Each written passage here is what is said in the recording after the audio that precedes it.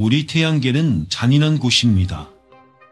토성의 달 엔셀라두스의 얼음 화산부터 목성의 달 이후의 광대한 용암 평원, 그리고 지구에서도 마찬가지입니다.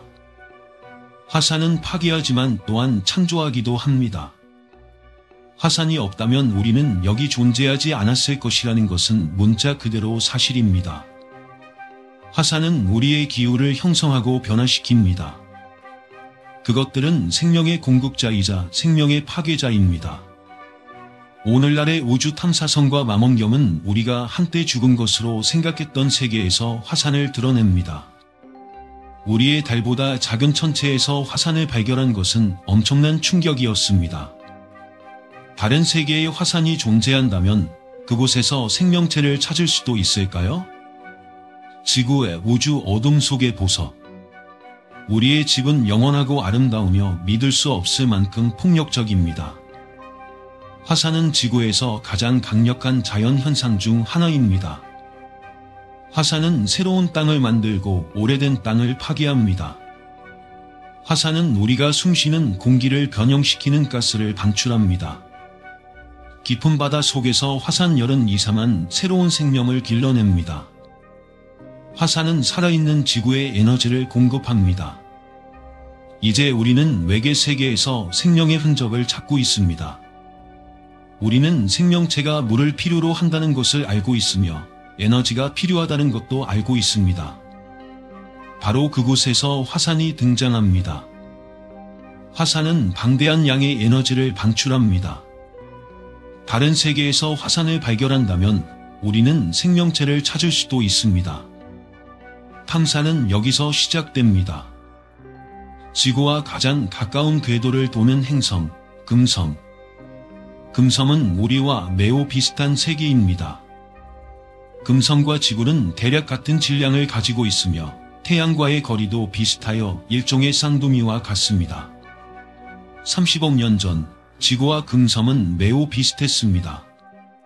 새로운 땅, 새로운 바다, 대기. 두 행성 모두 생명에 적합했습니다. 그러나 금성에서 무언가 잘못되었습니다. 금성은 지구의 역사와 극적으로 다른 방향으로 나아갔습니다. 금성은 오래전에 확실히 어두운 면으로 전환했습니다. 금성은 지옥 같은 곳이며 우리의 악마 같은 쌍둥이입니다. 오늘날 금성의 표면은 용광로와 같습니다. 표면 온도는 화씨 900도, 일부 금속을 녹일 수 있는 온도입니다. 그래서 당신은 기회를 가지지 못할 것입니다. 금성은 온실 세계이며 그 대기는 이산화탄소로 가득 차 있습니다. 그것은 태양의 열을 담요처럼 가둡니다. 금성의 표면을 보여주는 이 실제 이미지들은 황량하고 과열된 흙무지를 드러냅니다. 금성의 두꺼운 이산화탄소 담요는 행성을 죽였습니다. 이산화탄소는 화산에서 나왔습니다. 궤도를 도는 우주 탐사선이 첫 번째 단서를 제공했습니다. 레이더는 금성의 두꺼운 구름을 뚫고 행성 전역에 걸쳐 화산 형성을 드러냈습니다. 이는 우리가 지구에서 보는 것과 유사했습니다. 하와이의 방패 화산은 그 둥글고 평평한 모양에서 이름을 얻었습니다. 이 화산들은 용암이 흘러나오지만 수천 년 동안 흘러나옵니다. 우리가 구름 관통 레이더를 사용하여 금성의 표면을 전체적으로 매핑할 수 있게 되었을 때 우리는 지형을 연구했고 많은 것을 친숙하게 보았습니다. 특히 우리는 하와이의 화산과 매우 유사한 거대한 방패 화산을 보았습니다. 금성의 레이더 이미지는 하와이의 방패 화산과 거의 일치했습니다. 과거의 어느 시점에서 금성에는 화산이 있었습니다. 우리는 처음으로 금성을 드러내는 모습을 보았고 충격을 받았습니다. 우리는 최소 1000개의 대형 화산과 수만 개 혹은 수십만 개의 작은 화산이 있는 흉터가 남은 화산 표면을 발견했습니다. 금성의 표면의 4분의 3은 용암 평원으로 덮여 있으며 이는 고대의 대재앙의 증거입니다. 이곳은 생명체가 살 수 있는 장소였을지 모르지만 대신 불에 휩싸였습니다. 화산은 금성의 대기로 수조 톤의 이산화탄소를 방출했습니다. 온도가 치솟고 바다들이 증발했습니다. 탈선 온실 과정이 시작되었습니다.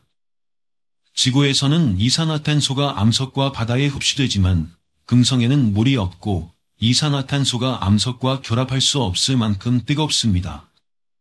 따라서 화산이 오래전에 이산화탄소를 방출했을 때 대기에서 제거할 방법이 없었습니다. 만약 금성이 생명체를 가지고 있었다면 화산은 전 세계를 멸균시켰습니다. 지구는 우리가 아는 유일한 생명체가 있는 세계입니다. 하지만 이는 변할 수 있습니다. 이곳은 가스 거인 목성입니다. 그 위성들은 얼어붙고 죽어 있거나 우리는 그렇게 생각했습니다. 더 가까이 들여다보면 차가운 무생물 세계 위에 떠있는 구름이라는 미스터리가 드러납니다. 금성에서 화산은 지구와 유사한 세계를 과열된 지옥으로 바꿨습니다. 지구와 유사한 행성에서 화산을 찾는 것은 놀라운 일이 아니었지만 위성에서 화산을 발견하는 것은 충격이었습니다.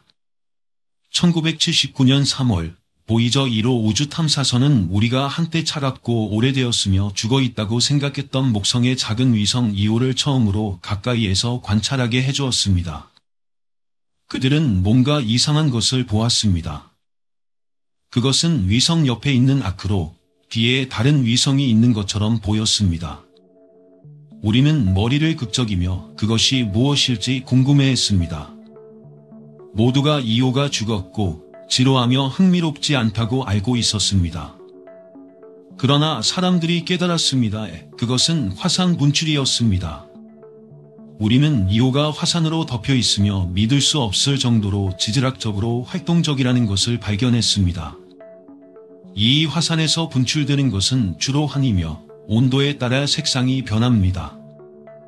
환은 빨간, 주황, 노랑 또는 검정색이 될 수 있어 2호의 표면은 다양한 치즈와 검은 올리브 점이 있는 피자처럼 보입니다. 2호는 죽지 않았습니다. 400개 이상의 활동적인 화산이 있는 살아있는 세계입니다. 가장 큰 기둥은 거대한 용암 호수에서 분출되어 우주로 거의 250마일에 달하는 높이에 이릅니다. 만약 우리가 이러한 용암 호수의 가장자리에 서서 기둥이 우주의 어둠 속으로 솟아오르는 것을 지켜본다면 그것은 놀라운 장면이 될 것입니다. 2호의 분출이 이렇게 거대한 이유는 2호가 매우 작은 위성이기 때문입니다. 화산이 용암을 억제할 것이 없기 때문입니다. 2호는 거의 대기가 없고 중력이 매우 적어 지구의 화산과 비교하면 불꽃놀이처럼 보입니다. 이렇게 작은 위성이 어떻게 이렇게 화산 활동이 활발할 수 있을까요? 그 해답은 목성입니다. 달이 지구의 바다에서 조수를 일으키는 것처럼 목성은 2호에서 조수를 일으킵니다. 단단한 암석으로 이루어진 조수입니다. 2호의 목성을 도는 궤도는 원이 아니며 가끔 더 가까워지고 가끔 더 멀어집니다. 목성은 2호를 강하게 당기고 부드럽게 당겨 위성을 느립니다. 이러한 늘어짐은 조성력을 생성합니다. 그것은 큰 늘어짐은 아니지만 마찰을 통해 위성을 가열할 만큼 충분합니다. 손을 비벼서 열이 발생하는 것과 같습니다. 목성의 중력은 2호를 이틀마다 늘리고 눌러서 지면이 거의 300피트까지 상승하고 하강하게 만듭니다. 이러한 폭력적인 압박은 강렬한 열과 막대한 압력을 생성합니다. 지각에 약한 지점이 있는 곳에서는 용암이 쏟아져 나와 행성 규모의 화산 활동이 일어납니다. 지구와 달리 화산 활동이 특정 지역에 집중되는 것이 아니라 2호의 전체가 하나의 활발한 열점입니다.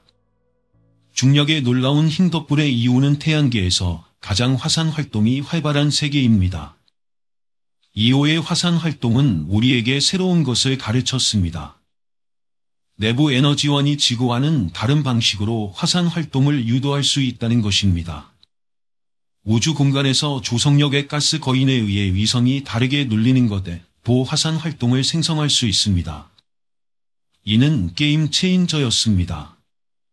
2호는 용암의 세계이며 과열되고 폭력적이며 그곳에서 무엇이든 생존하는 것은 상상하기 어렵습니다. 그럼에도 불구하고 이곳의 화산 원리는 지구와 동일합니다. 표면 아래 압력과 과열된 마그마가 지각의 균열을 통해 폭발합니다. 그러나 모든 화산이 마그마를 필요로 하는 것은 아니며 심지어 뜨거울 필요도 없습니다.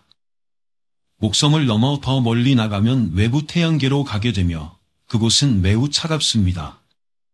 먼 달 트리톤은 너무 차가워서 그 얇은 대기의 대부분이 고체로 얼 수 있습니다.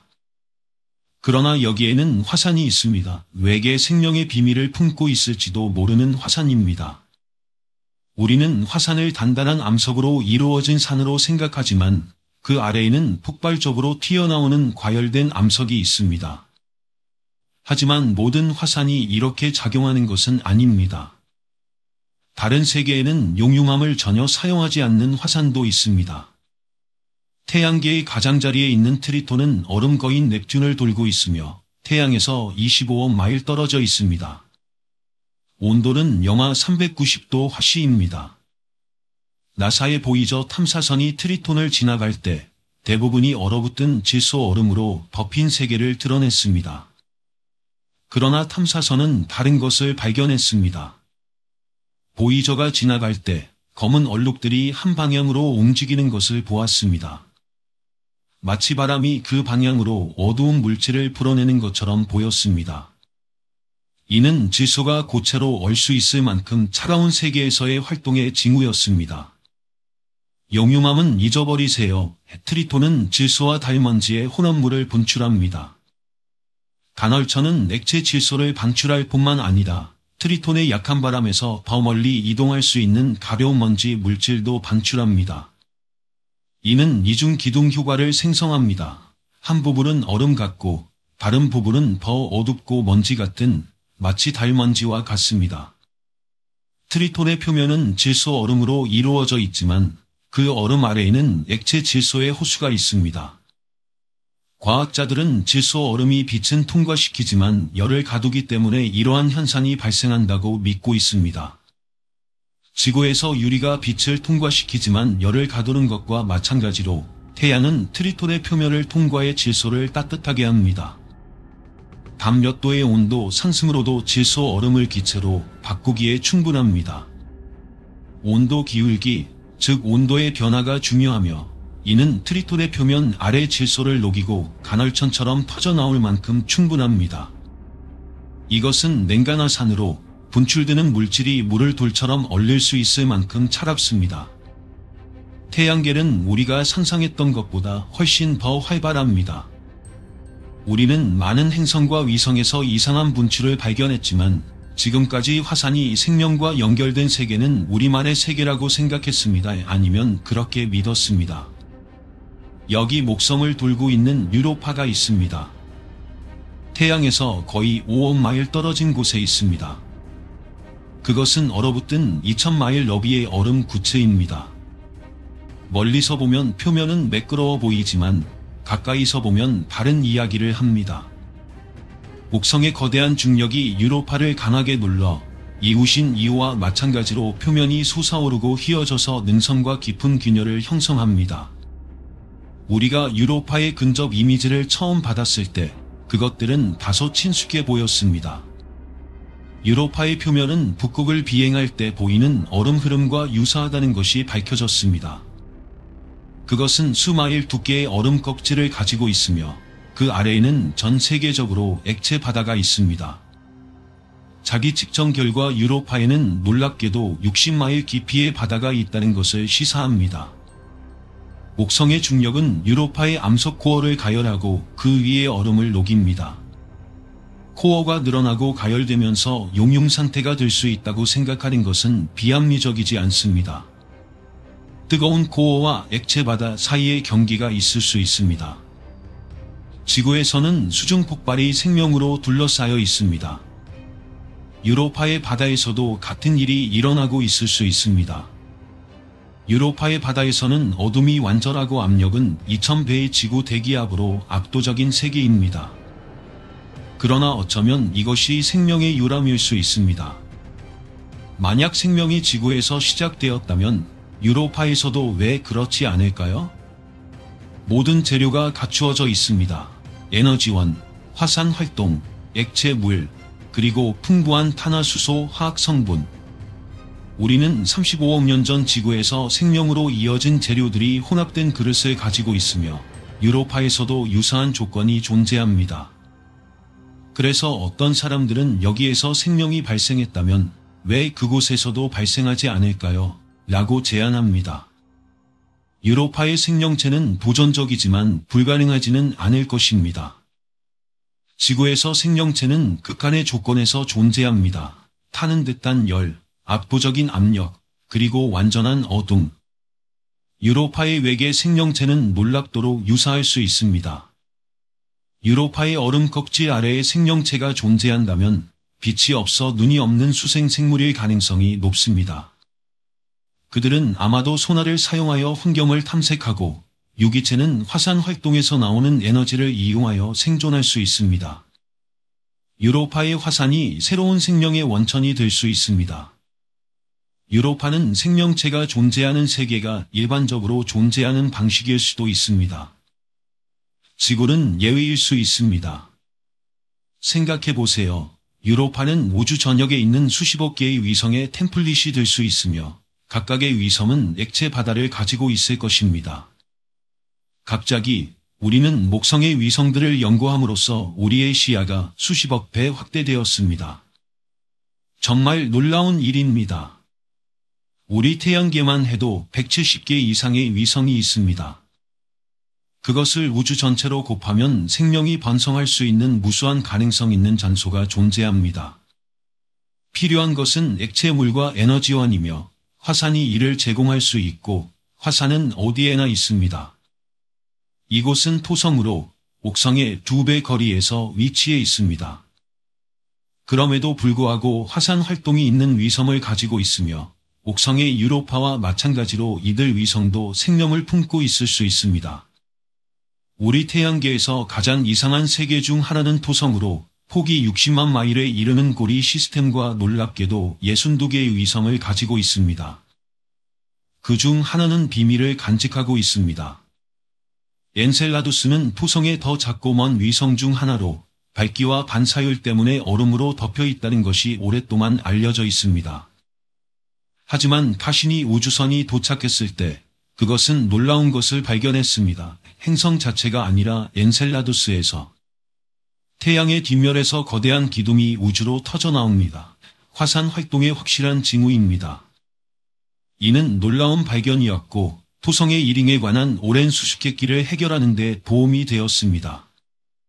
토성의 가장 바깥 고리는 광대하며 거의 20만 마일에 이르지만 존재해서는 안 되는 것입니다.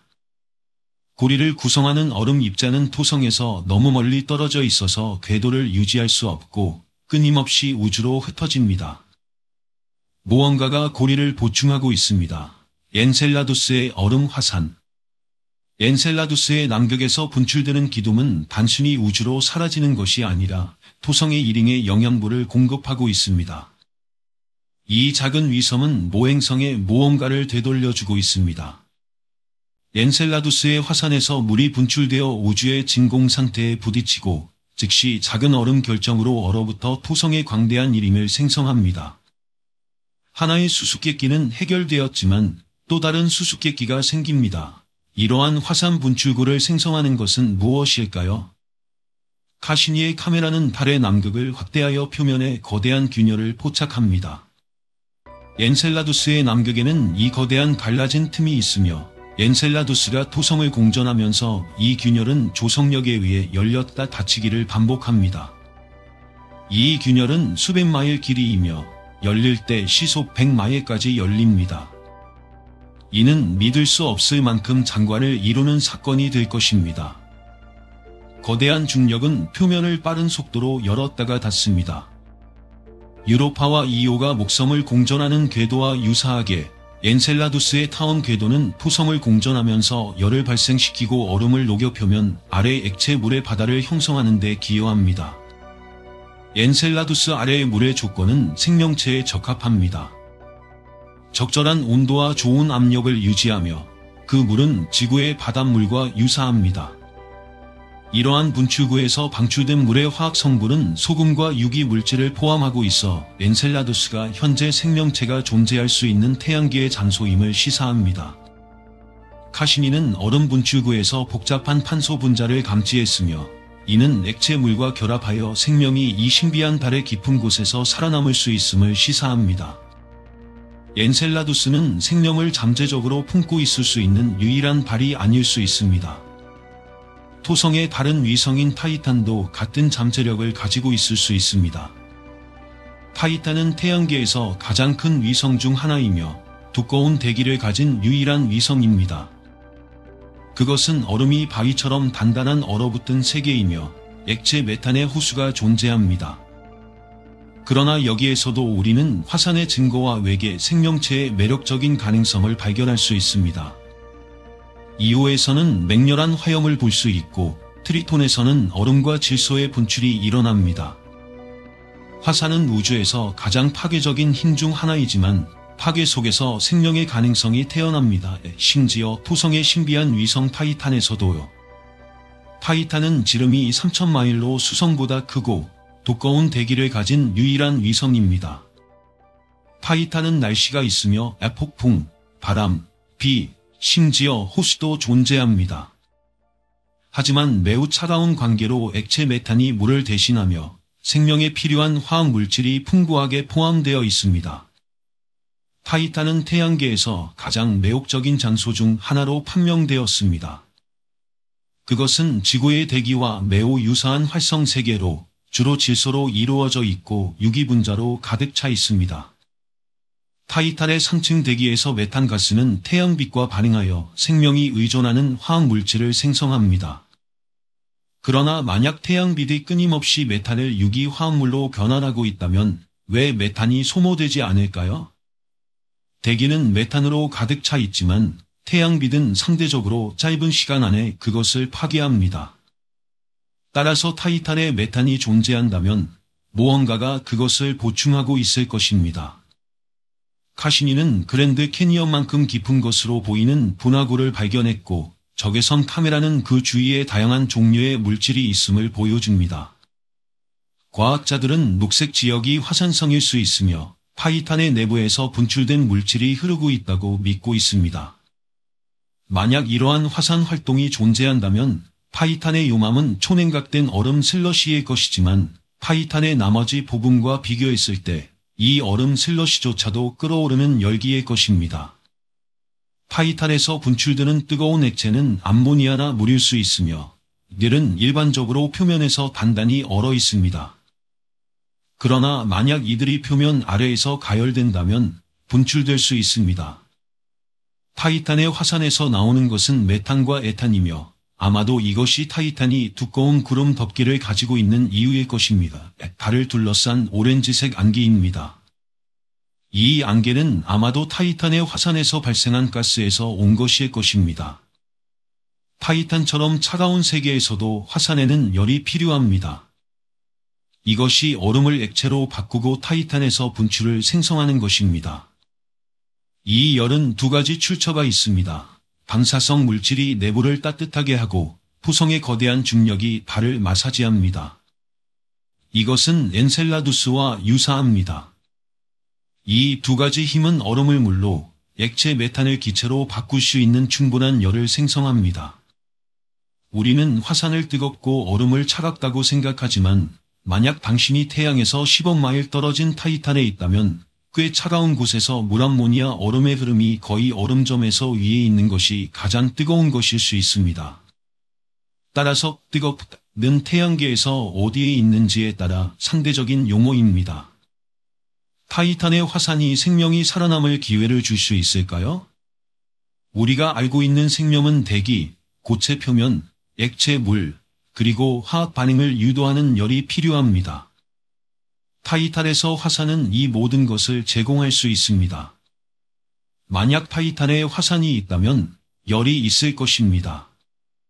여기에 더해지면 갑자기 유기 물질로 둘러싸인 액체 물이 생기게 됩니다. 생명의 시작에 필요한 모든 것입니다. 만약 타이탄에 생명이 존재한다면 그것은 진정으로 외계적일 것입니다. 그것은 산소 대신 수소를 호흡할 수 있으며 아마도 영하 300도에서 액체 메탄의 호수를 헤엄치고 있을 것입니다. 아마도 에탄의 바다나 조수 웅덩이 화산 활동 또는 열수 활동이 있을 것입니다. 아마도 온천이 있을 수도 있습니다. 화산의 열이 타이탈해서 생명을 태동하게 할 수 있는 충분한 에너지를 생성할 수 있습니다. 이는 추측에 불과하지만 배제할 수는 없습니다. 하지만 생명의 흔적을 찾기 위해 이렇게 멀리 여행할 필요는 없을 것입니다. 우리는 집에서 훨씬 더 가까운 화산 세계에서 그것을 찾을 수 있습니다. 붉은 행성, 화성입니다. 화산은 태양계 어디에나 존재합니다. 이오, 타이탄, 트리톤과 같은 세계는 복잡하고 역동적이며 격렬합니다. 한때 우리는 지구만이 화산과 생명이 있는 유일한 행성이라고 생각했습니다. 이제 우리는 화산을 어디에나 발견했지만 아직 외계 생명체는 발견하지 못했습니다. 화산은 창조와 파괴의 순수한 힘을 구현하며 둘은 함께 갑니다. 여기 화산이 없다면 우리도 여기 존재하지 않을 것이라는 것은 글자 그대로 사실입니다. 화산의 용광로에는 생명의 기원이 있습니다. 화산은 새로운 경과를 만들고 대기를 복잡한 화학 물질로 씨를 뿌리며 오래된 것을 새 것으로 대체합니다. 화산이 생명 과정과 연결되어 있다면 다른 세계의 생명은 어디에 있을까요? 어쩌면 그 대답은 깊은 시간에 있을 것입니다. 태양계가 젊었을 때 우리의 행성과 비슷한 젊은 행성에서 말입니다. 이것은 30억 년 전의 화성입니다. 그곳에는 활동하는 화산이 있었습니다. 그중 하나는 태양계에서 가장 큰 화산으로 남아 있습니다. 그 화산으로 이어지는 절벽은 6마일 이상 높으며 에베레스트 산이 그 그림자 속에 편안히 자리 잡을 것입니다. 그것은 단지 발치에 불과합니다. 이것이 경이로운 올림푸스 몬스입니다. 그것은 애리조나 크기만한 면적을 덮고 있습니다. 그 분화구만 해도 53마일입니다. 이런 거대한 화산은 건설하는데 수백만 년이 걸리며 이는 지구의 화산이 결코 얻지 못하는 시간입니다. 지구에서는 지각이 항상 움직이고 있습니다. 깊은 곳에서 다니엘 하스파디 마그마를 표면으로 밀어내어 새로운 화산섬을 형성합니다. 그러나 하스파디 정지에 있는 동안 표면은 움직이고 있습니다. 새로운 섬은 하스팟에서 멀어지고 새로운 화산섬이 그 자리를 차지합니다. 화섬은 다릅니다. 지각은 단단히 고정되어 있습니다. 화성에서는 판구조론 활동이 없으며 지각은 하나의 큰 고체 판입니다. 따라서 하스팟이 있다면 그것은 그 자리에 머물러 계속 쌓이며 점점 더 큰 화산이 됩니다. 이것이 올림푸스 몬스가 그렇게 거대한 이유입니다. 오늘날 올림푸스 몬스는 먼 과거에 따뜻했던 과거의 냉동 유물입니다. 화성에 축소된 대기는 이제 올림푸스가 거의 우주에 닿도록 만들어 진정한 거인, 죽어가는 세계에 멸종된 화산입니다. 그러나 화성의 고대 화산 지형은 언젠가 다시 생명을 품을 수 있습니다. 그 증거는 바로 지구에 있습니다. 하와이에서 화산들은 용암 튜브라는 신비한 터널을 만들어냈습니다. 이는 용암이 바다로 쏟아져 나올 때 남겨진 풍로입니다. 어떤 것은 이제 비어 있으며 이것은 우리에게 기회를 제공합니다. 용암 튜브는 뜨거운 현무암 용암, 이천도 마그마가 흐르는 지하 간이 있을 때 형성됩니다. 물이 얼어붙은 간이 위에 얼음 껍질이 형성되는 것처럼 상상해 보세요. 여기서도 마찬가지인데 껍질은 단단한 바위이며 간은 계속 흐르면서 이 동굴 용암 튜브를 만듭니다. 최근의 이미지는 화성의 화산도 용암 튜브를 만들어냈을 수 있다는 것을 제안합니다. 현무암 화산 활동이 있는 행성, 즉 바위로 이루어진 행성은 아마도 용암 튜브를 가질 것이며 우리는 이제 화성의 천창에 지붕이 무너진 지점에서 용암 튜브를 직접 볼 수 있는 몇 군데를 발견했습니다. 만약 이러한 튜브 중 일부가 무너졌다면 아마도 많은 다른 튜브는 여전히 인텍트, 화성의 화산 과거의 고대 유물일 것입니다. 수백만 년 동안 휴면 상태에 있었던 이 용암 튜브가 붉은 행성의 생명을 다시 불어넣을 수 있습니다. 그 생명은 바로 우리의 것입니다. 미래의 인류가 화성에서 살면서 직면하게 될 도전 중 하나는 반사선 환경을 다루는 것입니다. 특히 태양 폭풍 동안에요. 우주선은 치명적일 수 있으며 큰 바위 덩어리 아래에 폭풍 대피소를 두는 것이 이러한 반사선으로부터 자신을 보호하는 최선의 방법입니다. 화성에 멸종한 화산의 튜브와 동굴은 언젠가 완벽한 집을 만들 수 있으며 공기를 가두고 치명적인 반사선으로부터 우리를 보호해 줄 수 있습니다. 오랫동안 죽어있던 화산이 이 행성에 새로운 생명을 가져올 수 있습니다. 어떤 행성에서는 폭풍이 발생할 수 없습니다. 고온의 수성은 너무 작고 태양에 너무 가까워서 의미 있는 대기가 없으며 대기가 없다는 것은 폭풍이 없다는 것을 의미합니다. 그러나 태양에서 더 멀어지면 우리는 태양계에서 가장 경이로운 메가 폭풍을 생성할 수 있는 혼란스럽고 혼란한 대기를 가진 세계를 발견합니다. 이것은 금성입니다. 완전히 구름에 덮인 행성입니다. 바람은 시속 300마일이 넘는 속도로 산층 대기를 휘몰아칩니다. 표면에서 약 35마일 위에서 바람은 맹렬하게 소용돌이치며 구름의 특징을 지구의 하루에 해당하는 사이마다 전체 행성을 돌고 있습니다. 금성은 지구보다 태양에 더 가깝고 이러한 바람을 유도하는 것은 태양의 열입니다. 금성 구름의 순환 패턴은 실제로 매우 간단합니다. 금성의 따뜻한 면과 차가운 면이 있습니다. 금성의 남면에서 공기가 따뜻해지고 상승하면 그것은 반면으로 퍼져 연속적인 흐름을 형성합니다. 이것은 지구의 대기 순환보다 훨씬 간단합니다. 금성의 바람은 지구에서 가장 빠른 허리케인보다 빠르게 순환하지만 매우 유사해 보입니다. 금성 탐사선은 금성의 남극에 대한 놀라운 이미지를 포착하였으며 두 개의 눈을 가진 허리케인, 특히 남반구의 금성의 큰 신비 중 하나를 보여줍니다. 우리는 이렇게 큰 행성 규모에서 본 적이 없습니다. 금성의 두 개의 눈을 가진 소용돌이는 폭이 1800마일로 두 개의 허리케인이 서로 소용돌이치고 있습니다. 만약 당신이 금성의 소용돌이 속으로 하강할 수 있다면 원격 기계로 그렇게 하고 싶습니다. 저는 당신이 놀라운 구름 벽을 보게 될 것이라고 생각합니다. 그 구름은 빠른 속도로 당신 주위를 소용돌이치고 있습니다. 정말 장관일 것입니다. 이 맹렬한 소용돌이가 얼마나 깊은지는 미스터리지만 아마도 그것은 행성의 표면까지 내려갈 수 있을 것입니다. 그곳에는 영구적인 화몬이 화산 경관을 비추고 대기의 거대한 무게가 막대한 압력을 생성합니다. 금성의 대기 압력은 지구의 약 100배입니다. 자동차를 1제곱인치 크기로 눌러서 모든 제곱인치에 당신의 피부 위에 올려놓는 것을 상상해 보세요. 당신은 단 몇 초 만에 납작해질 것입니다. 이 극심한 압력 때문에 금성의 밀집한 대기는 상상할 수 있는 가장 이상한 메가 폭풍 중 하나를 생성합니다. 시속 4마일의 바람이 허리케인만큼의 힘을 가지고 있습니다. 금성의 표면 바람은 실제로 매우 느립니다. 왜냐하면 행성이 매우 천천히 회전하기 때문입니다.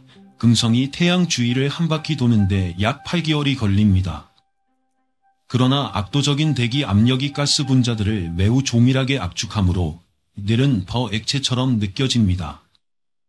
금성에서의 부드러운 시속 4마일의 바람은 허리케인의 잔혹한 힘을 지닙니다. 느린 움직임의 허리케인과 같습니다. 금성의 바람은 우리가 지구에서 보는 것과는 완전히 다릅니다. 당신은 거의 몰라세스를 통과하는 느낌을 받을 것입니다. 바람을 통과하기 어렵고 걷거나 뛰기 힘들 것입니다. 금성의 표면은 너무 적대적이어서 여기서는 생명이 불가능하지만 산층 대기에서의 빠른 바람은 특별한 가능성을 가지고 있습니다.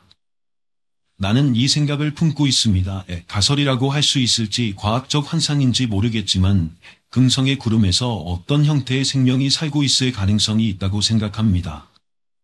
태양빛과 같은 에너지원과 탄소, 수소, 산소와 같은 영양소, 우리가 생명을 생성하는 데 필요하다고 생각하는 모든 요소들이 금성의 구름에 존재합니다.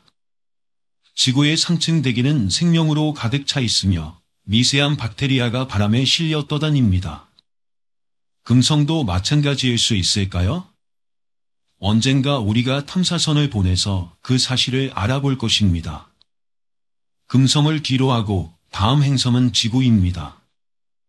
여기서도 날씨는 극단적일 수 있습니다. 우리는 토네이도, 허리케인, 먼지 폭풍에 직면합니다. 지구에서는 이러한 폭풍이 국소화되어 있지만 다음 행성에서는 전체 세계를 휩쓸 수 있습니다. 100년 이상 전 천문학자들은 극에서 적도로 퍼지는 어두운 파도를 보았을 때 화성에서 생명을 발견했다고 생각했습니다. 그들은 그것이 행성을 가로지르는 봉철의 식물이라고 믿었습니다.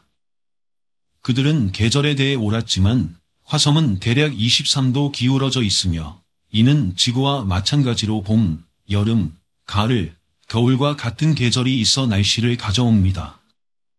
천문학자들이 본 그림자는 사실 폭력적인 먼지 폭풍에 의해 드러난 어두운 바위였습니다. 이는 화성이 기울어진 방식으로 인해 발생한 것입니다. 지구에서는 태양 주위를 도는데 1년이 걸립니다. 1월에는 북반구가 태양에서 멀어져 겨울을 맞이하고 6월에는 태양을 향해 기울어져 여름이 옵니다. 화성에서는 우리가 지구에서 본 적이 없는 거대한 행성먼지 폭풍이 발생합니다. 화성은 유사한 기울기를 가지고 있으며 봄이 오면 폭풍이 발생합니다. 화성의 표면은 격렬한 먼지 입자 구름 아래 사라집니다. 지구에서 먼지 폭풍은 치명적일 수 있으며 전체 도시를 삼켜버릴 수 있습니다. 2011년 7월 5일 5,000피트 높이의 먼지 벽이 애리조나주 피닉스에 충돌하여 수천 톤의 먼지가 도시 위에 가라앉으면서 낮을 밤으로 바꾸었습니다. 그러나 이 재앙은 한 곳에 머물렀습니다. 하지만 화성의 먼지 폭풍은 행성 전체를 휩쓸 수 있습니다. 화성에서 먼지가 일어나면 그것은 계속해서 일어날 수 있습니다. 먼지는 재사용이 가능합니다. 지구에서는 먼지가 일어나고 가라앉으면 종종 바다로 떨어져 영원히 사라집니다. 그러나 화성에는 먼지와 모래가 폭풍을 일으킬 준비가 되어 있는 곳이 없기 때문에 이러한 시스템은 몇 주 또는 몇 개월 동안 지속될 수 있습니다. 화성에 믿을 수 없을 만큼 건조한 대기는 폭풍의 크기와 힘을 더해줍니다. 지구에서는 비가 내리면 먼지가 빠르게 씻겨 내려가 바다로 흘러가지만 화성에서는 먼지를 씻어낼 수 있는 비가 없습니다. 한번 대기에 들어가면 입자들이 천천히 가라앉을 때까지 그곳에 머무릅니다. 비가 없기 때문에 화성의 먼지 폭풍은 행성 전체를 덮을 수 있습니다. 그러나 화성의 먼지 폭풍은 소규모에서도 장관을 이룹니다. 나사의 탐사 로버는 미세하고 건조한 산화철 먼지를 빨아들이는 먼지 악마의 놀라운 이미지를 포착했습니다. 가장 큰 먼지 악마는 하늘로 6마일까지 올라가며 미세한 입자를 화성의 대기 높이로 펌핑하여 먼지 안개를 생성하여 행성의 건조한 기후를 조절하고 잠재적으로 행성 전체의 메가폭풍으로 이어질 수 있습니다. 화성에서도 이러한 큰 먼지 폭풍은 드물며 천문학자들은 지난 100년 동안 단지 10개만 감지했습니다. 고대 천문학자들이 생명으로 오해한 것은 실제로 메가폭풍이었습니다. 하지만 행성을 뒤덮는 먼지 폭풍도 태양에서 가장 가까운 다음 행성의 날씨에는 미치지 못합니다. 이것은 태양계의 거인인 목성입니다. 목성은 거대하며 태양계의 다른 모든 행성을 합친 것보다 2.5배 더 질량이 큽니다. 또한 거대한 메가폭풍의 고연이기도 합니다. 목성의 고속 회전은 거대한 대칭 반전 구름띠를 생성하며 그 경계에서 거대한 폭풍이 형성됩니다. 늘 중 가장 큰 것은 태양계에서 가장 오래된 폭풍으로 지름이 15,000마일에 달하고 300년 이상 된 대적점입니다. 그 가장자리에서는 난폭한 바람이 시속 300마일이 넘는 속도로 휘몰아칩니다. 대적점은 허리케인과 유사한 거대한 소용돌이로 고압 중심을 가지고 있으며 바람이 바깥 가장자리를 따라 소용돌이칩니다. 이렇게 대적점은 허리케인과 비슷하지만 중요한 차이점이 있습니다.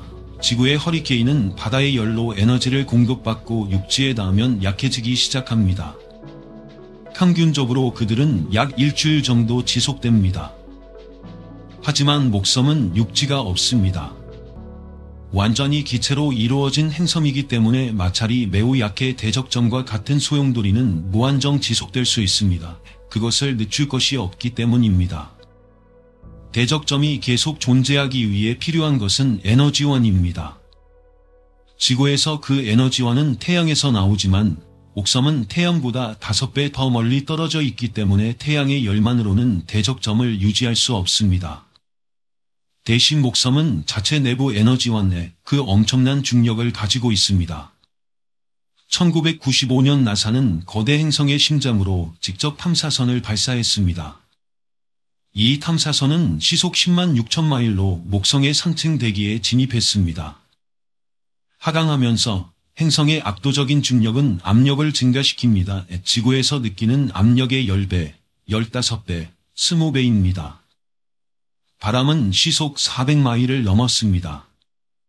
탐사선은 100마일 깊이에 도달하기도 전에 압도적인 압력에 눌려 망가지고 엄청난 열에 의해 전자기기가 고장났습니다.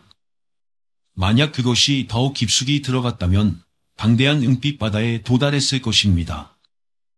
이곳에서는 강력한 압력이 수소가스를 소용돌이치는 금속 액체로 변환시키며 4만도 화씨 이상으로 과열됩니다.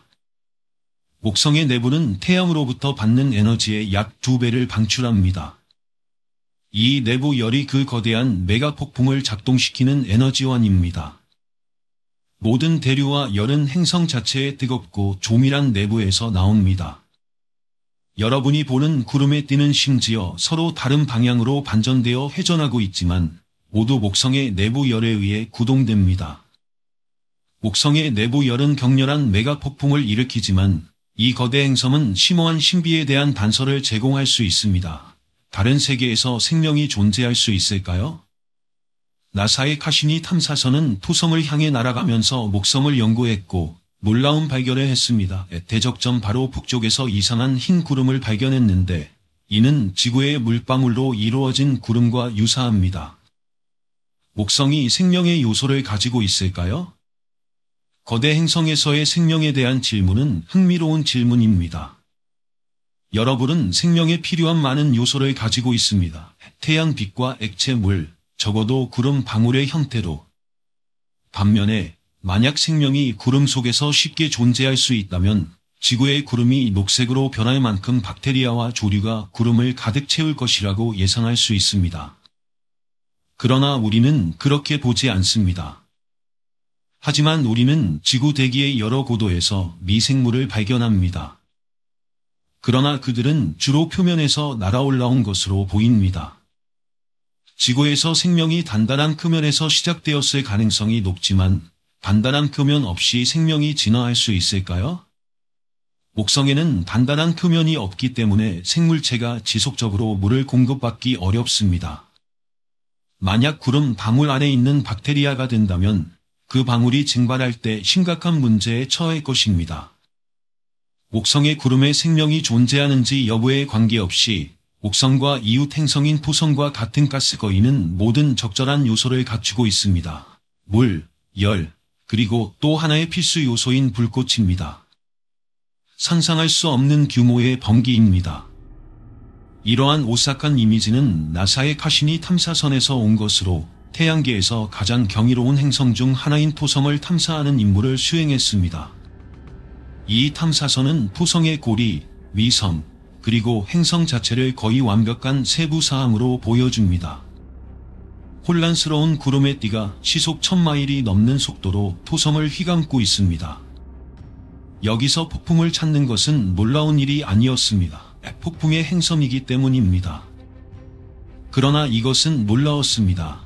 번개, 외계 세계의 거대한 폭풍입니다. 번개는 지구에서 가장 장과를 이루는 날씨 중 일부를 만들어냅니다. 정기적 긴장이 거대한 5만 5천 피트 높이의 폭풍 구름의 상단과 하단 사이에 쌓입니다. 물 베이퍼, 비, 그리고 얼음의 소용돌이입니다. 작은 얼음 결정들이 떨어지는 오박을 지나 상승하고 서로 부딪히면서 전하를 축적합니다. 긴장이 너무 커지면 전기 스파크가 방출됩니다. 지구에서 평균적인 번개 폭풍은 15마일에 걸쳐 있습니다. 반면 토성에서는 전체 행성을 감쌀 수 있습니다.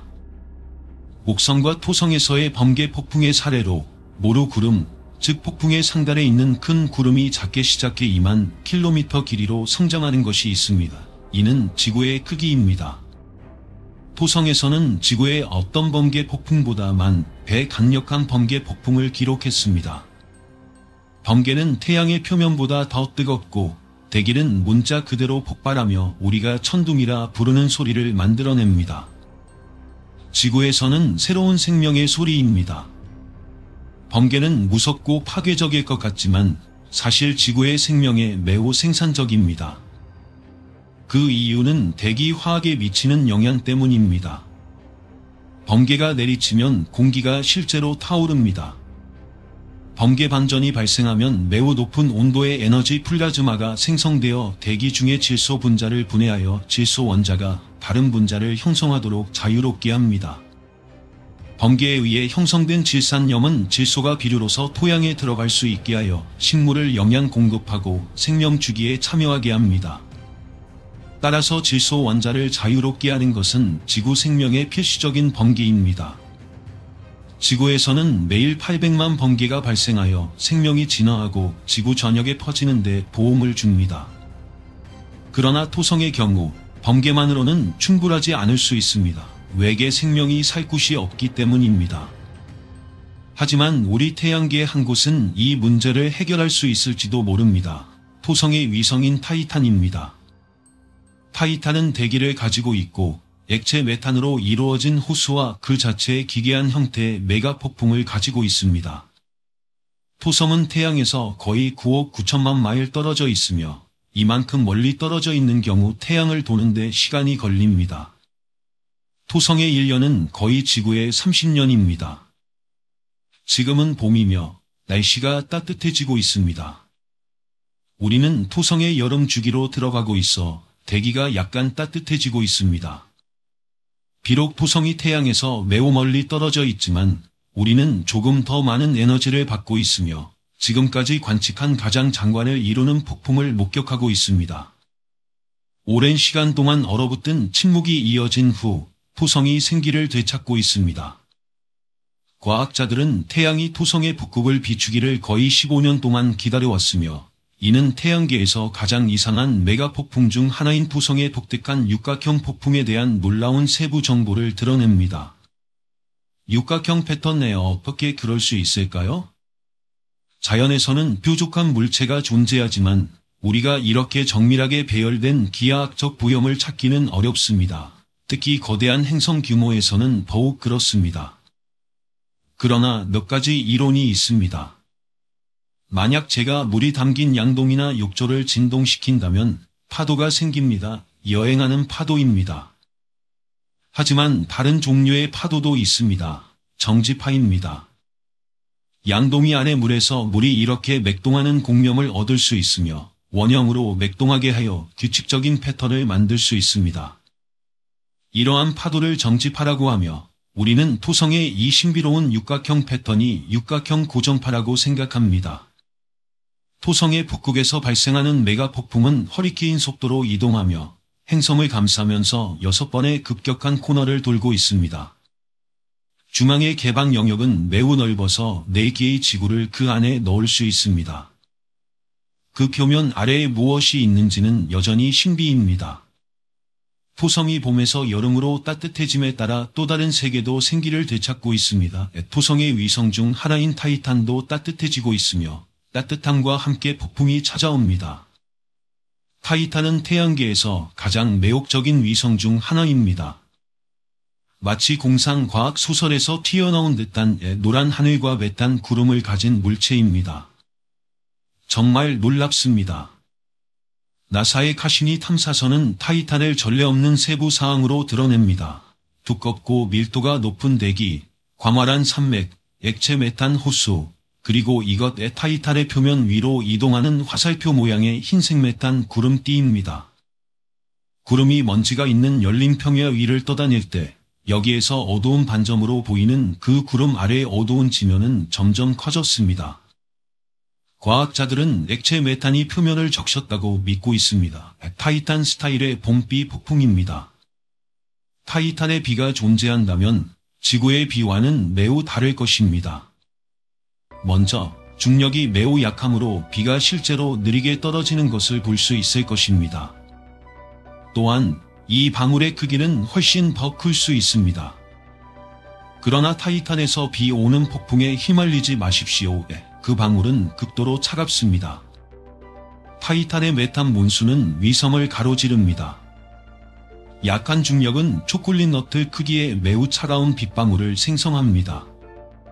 진정으로 외계 날씨를 가진 외계 세계에서 이러한 느린 방울들은 지구의 계곡과 호수처럼 골짜기와 호수를 파냈습니다. 슬로우 모션 메가 폭풍입니다. 그러나 태양계를 통해 더욱 멀리 날아가면 완전히 더 빠른 폭풍을 발견하게 됩니다. 이것은 초냉각된 해왕성으로 온도가 영하 300도 이하로 결코 상승하지 않습니다. 해왕섬은 이러한 거대 행성 중 하나입니다.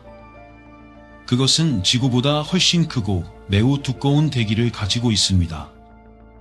해왕섬은 태양에서 약 20억 마일 떨어져 있어 매우 춥고 날씨가 거의 없을 것이라고 예상할 수 있습니다. 그러나 실제로 해왕섬은 매우 역동적이며 엄청난 날씨 패턴을 가지고 있습니다. 지구에서 믿을 수 없을 만큼 멀리 떨어져 있음에도 불구하고 천문학자들은 캣 관측소의 도움을 받아 해왕성의 격렬한 대기를 가까이서 관찰할 수 있습니다. 하와이 마우나케아의 정상에서 14,000피트 높이에 위치한 이 관측소는 지구의 구름과 오염 위에 있습니다. 이 망원경은 매우 강력하여 달에서 촛불을 발견할 수 있을 정도입니다. 처음에 해왕섬은 특징이 없는 것처럼 보이지만 더 자세히 살펴보면 고緯도에 있는 흰색 구름이 상층 대기에 존재하는 것을 알 수 있습니다. 이는 바람 속도를 추적할 수 있는 완벽한 기후입니다. 두 지점 간의 구름이 이동하는 시간과 거리를 측정하면 과학자들은 구름의 속도를 계산할 수 있습니다. 케인 망원경이 해왕섬을 향합니다. 일렬의 사진이 행성을 감싸고 있는 흰색 구름의 이동을 추적합니다. 구름의 위치가 시간에 따라 어떻게 변하는지를 보여주는 여러 장의 사진을 찍음으로써 우리는 구름이 얼마나 이동했는지를 측정할 수 있습니다. 한순간의 위치를 볼 수 있고 몇 시간 후에 다른 장소에서 다시 볼 수 있습니다. 그 위치 변화의 대부분은 행성의 회전 때문입니다. 그러나 회전 속도를 알고 이를 빼면 구름의 행성에 대한 상대적인 운동을 알 수 있으며 이는 바람 속도를 나타냅니다. 결과는 충격적입니다. 우리는 해왕성에서 바람 속도가 시간당 수백 마일에 이르고 가장 빠른 구름의 경우 시속 1260마일까지 도달하는 것을 보고 있습니다. 이는 정말 놀랍습니다. 해왕섬은 태양계에서 가장 빠른 바람을 가지고 있습니다. 그렇다면 무엇이 이 현상을 이끄는 것일까요? 날씨를 만들기 위해서는 에너지가 필요합니다. 그 에너지는 어디에서 오는 것일까요? 그 에너지는 해왕성 자체에서 나오는 것으로 나타났습니다. 해왕섬은 태양빛을 받지만 태양으로부터 얻는 것보다 훨씬 더 많은 에너지를 방출합니다. 이는 행성 내부가 매우 뜨겁다는 것을 시사하며 아마도 방사성 물질과 해왕섬이 45억 년 전에 형성되었을 때 남겨진 열 때문일 것입니다. 그 열이 서서히 새어나와 대기를 데우고 해왕성의 극단적인 날씨를 이끌고 있습니다.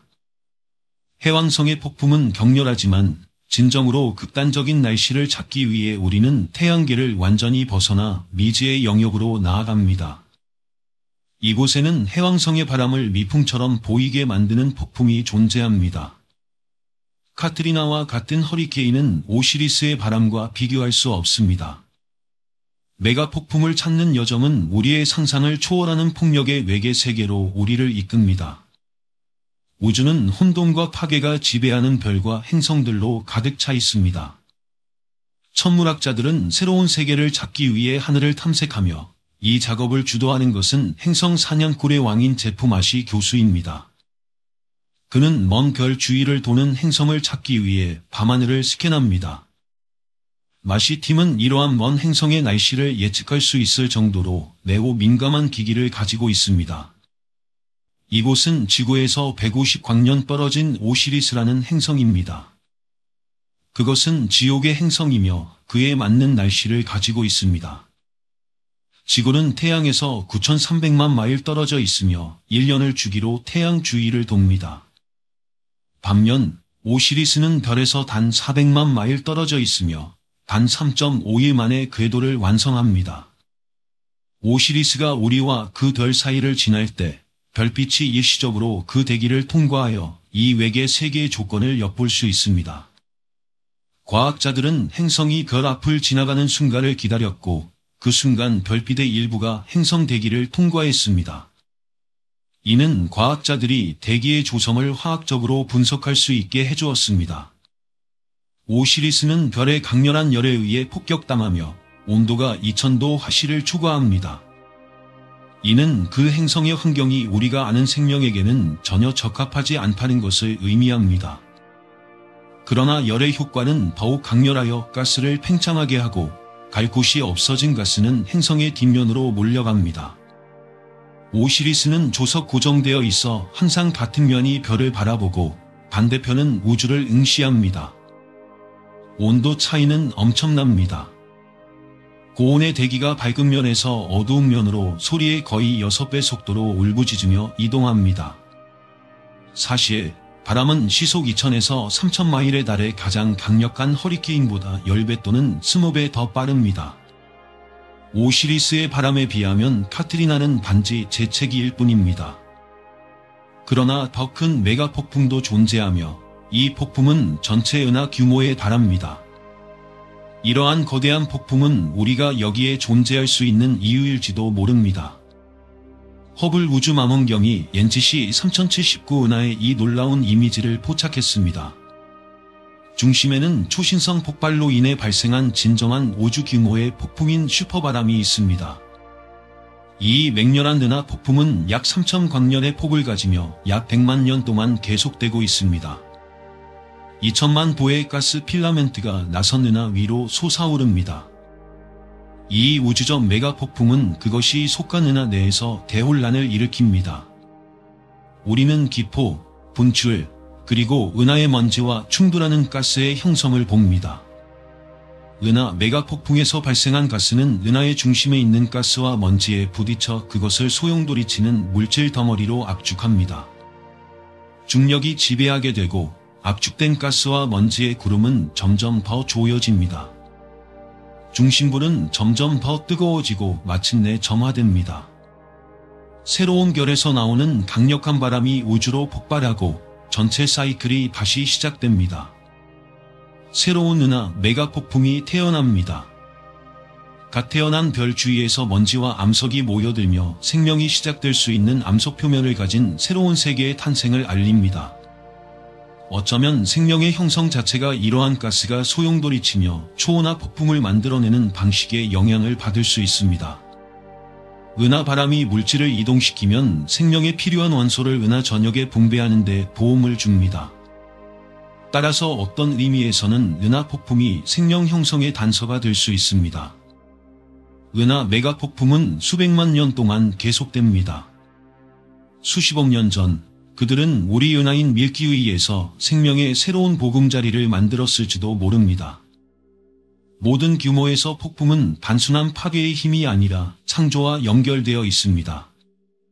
다른 세계에서 생명을 찾는 것은 또한 폭풍을 찾는 것입니다.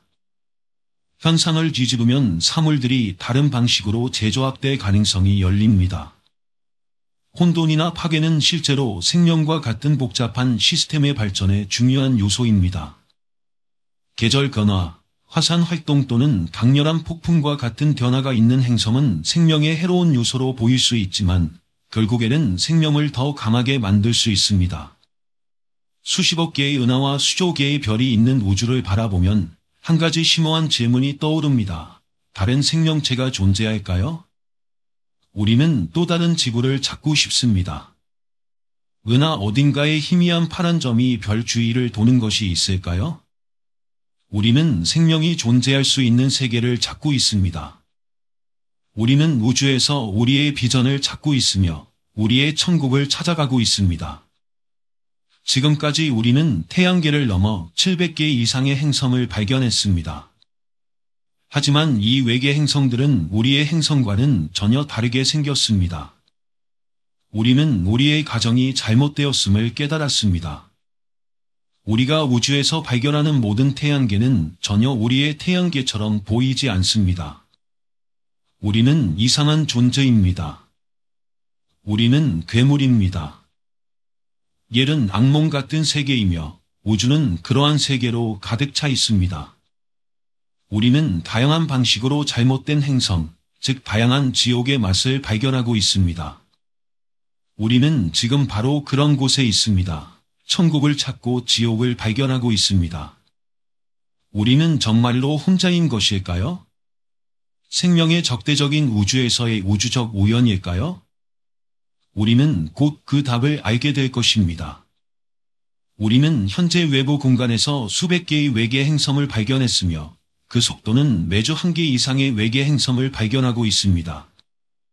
몇 년 후 그 숫자는 아마도 수천 개에 이를 것이고 결국 수백만 개 또는 수십억 개의 발견 대기 중인 행성이 생길 것입니다. 과연 이 모든 행성이 지옥의 행성일까요? 답을 찾기 위한 탐험은 여기서 시작됩니다. 지구에서 63광년 떨어진 곳에 우리는 목성과도 더 큰 행성을 발견했으며 이 행성은 심각한 문제를 안고 있습니다. 그것의 궤도는 믿을 수 없을 만큼 조밀합니다.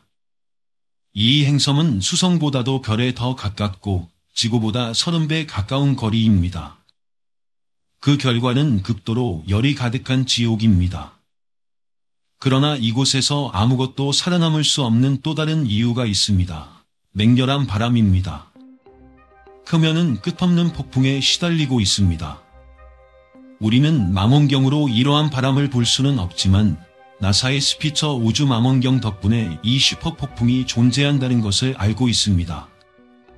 스피처는 우리가 볼 수 없는 것들을 볼 수 있습니다.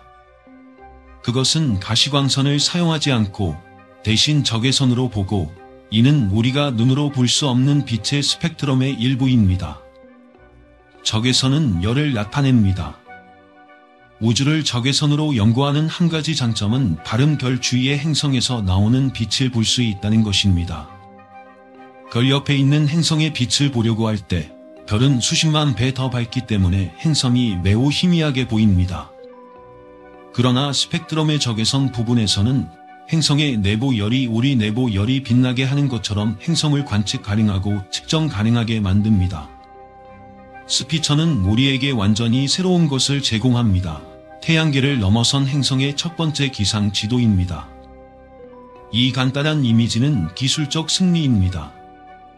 색상은 온도 차이를 나타내며 이 지도는 행성에 지옥 같은 바람이 있음을 증명합니다.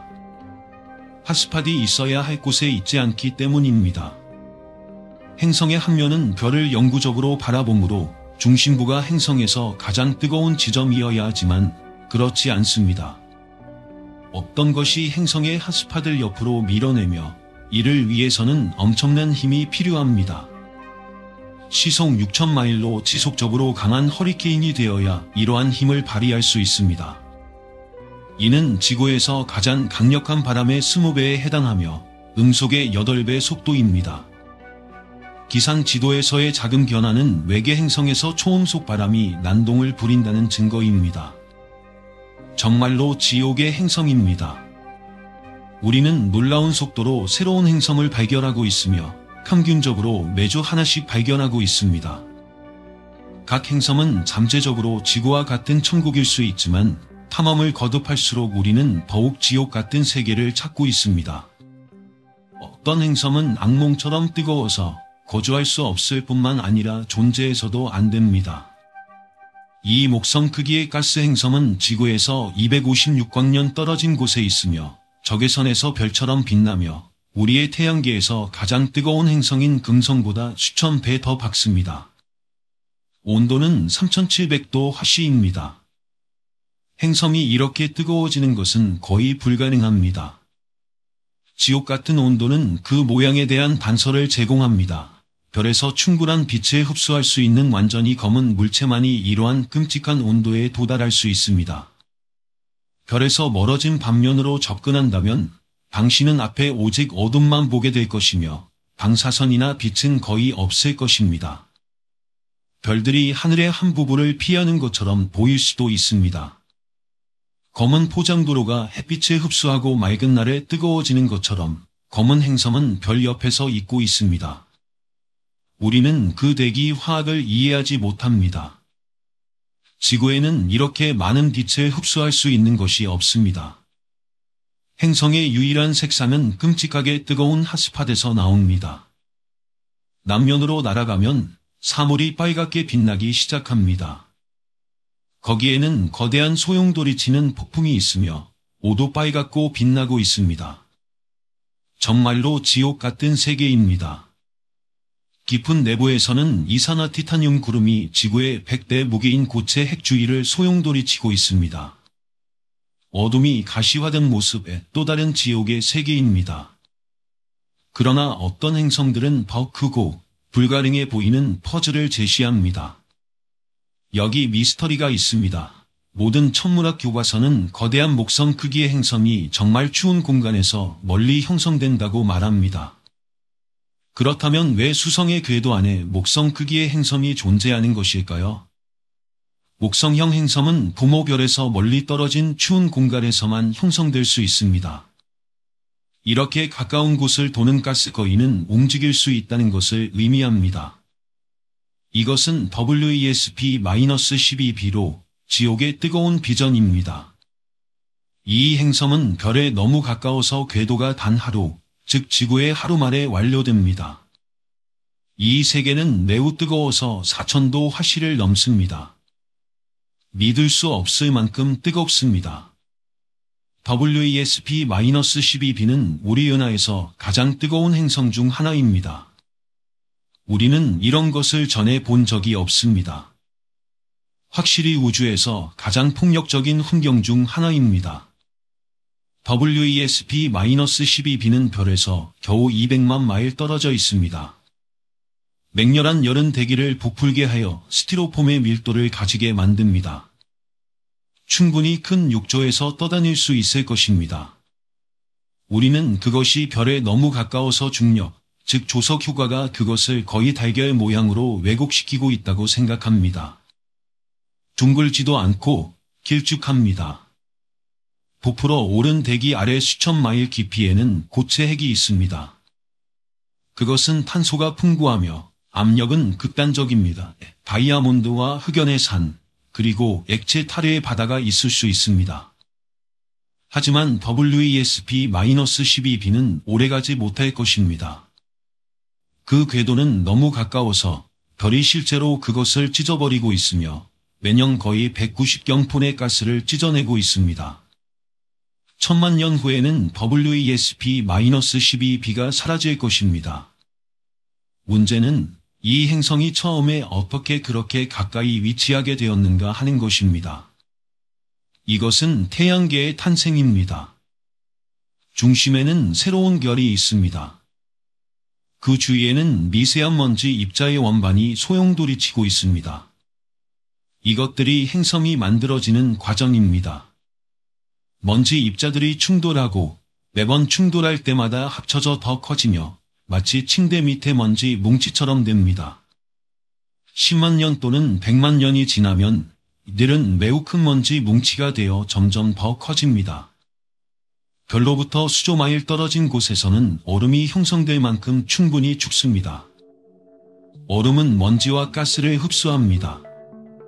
이러한 기체 덩어리들은 수백만 년에 걸쳐 커지며 결국 가스 거인이 됩니다.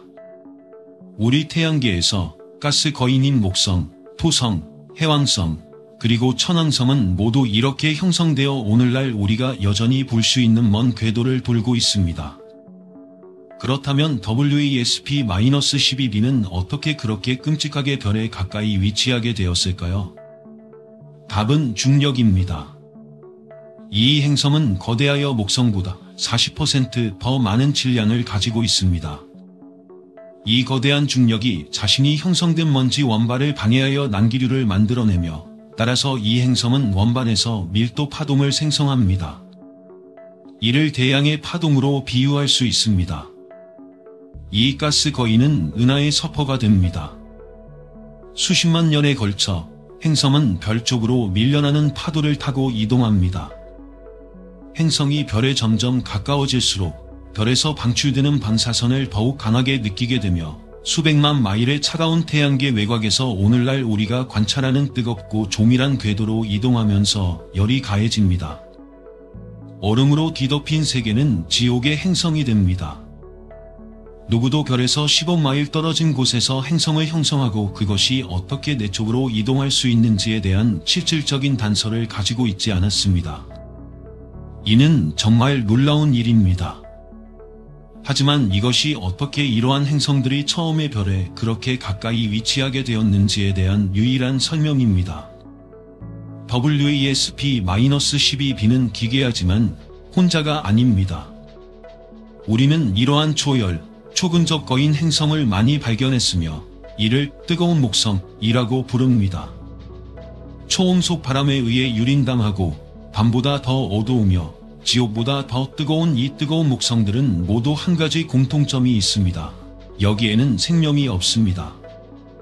이러한 행성은 지구와는 상상할 수 없을 만큼 다릅니다. 실제로 우리는 이제 이러한 것들을 100개 이상 발견했으며 이는 너무 흔해져서 질문을 제기합니다. 이상한 것은 어떤 것일까요? 이 행성들인가? 아니면 우리인가? 이 행성의 롤러코스터는 결과를 가져옵니다. 뜨거운 목섬이 안쪽으로 나선형으로 돌면서 혼란을 초래합니다. 그들은 지옥의 새로운 행성 계층을 만들어내며 별에서 떨어져 우주 허공으로 던져진 고아 행성들을 만듭니다. 행성은 별을 돌지만 별 사이에는 광대한 어둠의 바다가 있습니다. 우리는 항상 우주를 비어있는 것으로 생각해왔으며 이것이 그것의 정의적 특성으로 여겨져 왔습니다. 그래서 우리는 그것을 우주라고 부릅니다.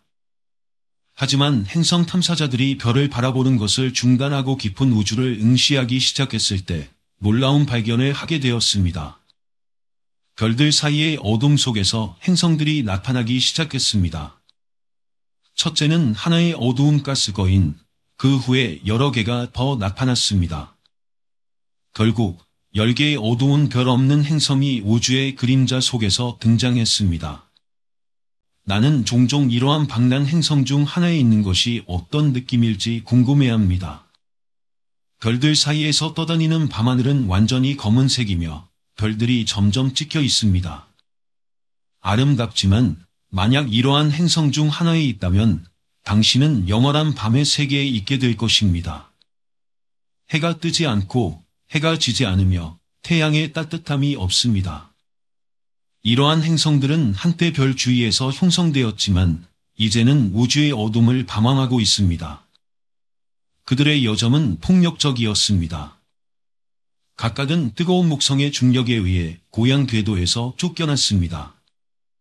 목성 크기의 행성은 800파운드의 고릴라와 같아서 원할 때 원하는 곳에 앉아 있습니다. 뜨거운 목성은 살인자입니다. 별 쪽으로 밀려들 때 그들의 막대한 중력이 시스템을 교란시켜 행성을 궤도에서 던져버립니다. 어머니 별 근처에 불행히도 있는 작은 행성은 지나가는 목성에 의해 외부 우주로 던져지게 됩니다. 이러한 행성들은 다시는 별의 열을 느끼거나 빛을 볼 수 없을 것입니다. 지금까지 발견된 모든 방랑 행성은 가스 거인들이지만 어쩌면 더 작고 바위 같은 세계도 있을 수 있습니다. 한때 지구와 같은 세계들이요. 크고 목성 같은 행성들은 발견하기 더 쉽지만 더 작은 고아 행성이 존재하지 않을 이유는 없습니다. 어쩌면 목성 크기의 행성이 별로 향해 이동할 때 다른 행성과 탁구를 하며 심지어 지구와 같은 행성도 쫓겨날 수 있었던 것입니다. 당신은 별들 사이에서 얼어붙고 차가운 작은 세계가 날아다니는 것을 상상할 수 있습니다. 어둡고 외로운 모습입니다. 이러한 행성들은 폭력적인 중력 전투의 희생자들입니다. 얼어붙은 고아의 지구 쌍둥이들. 은하를 떠도는 이러한 행성들은 수백억 개에 이를 수 있습니다.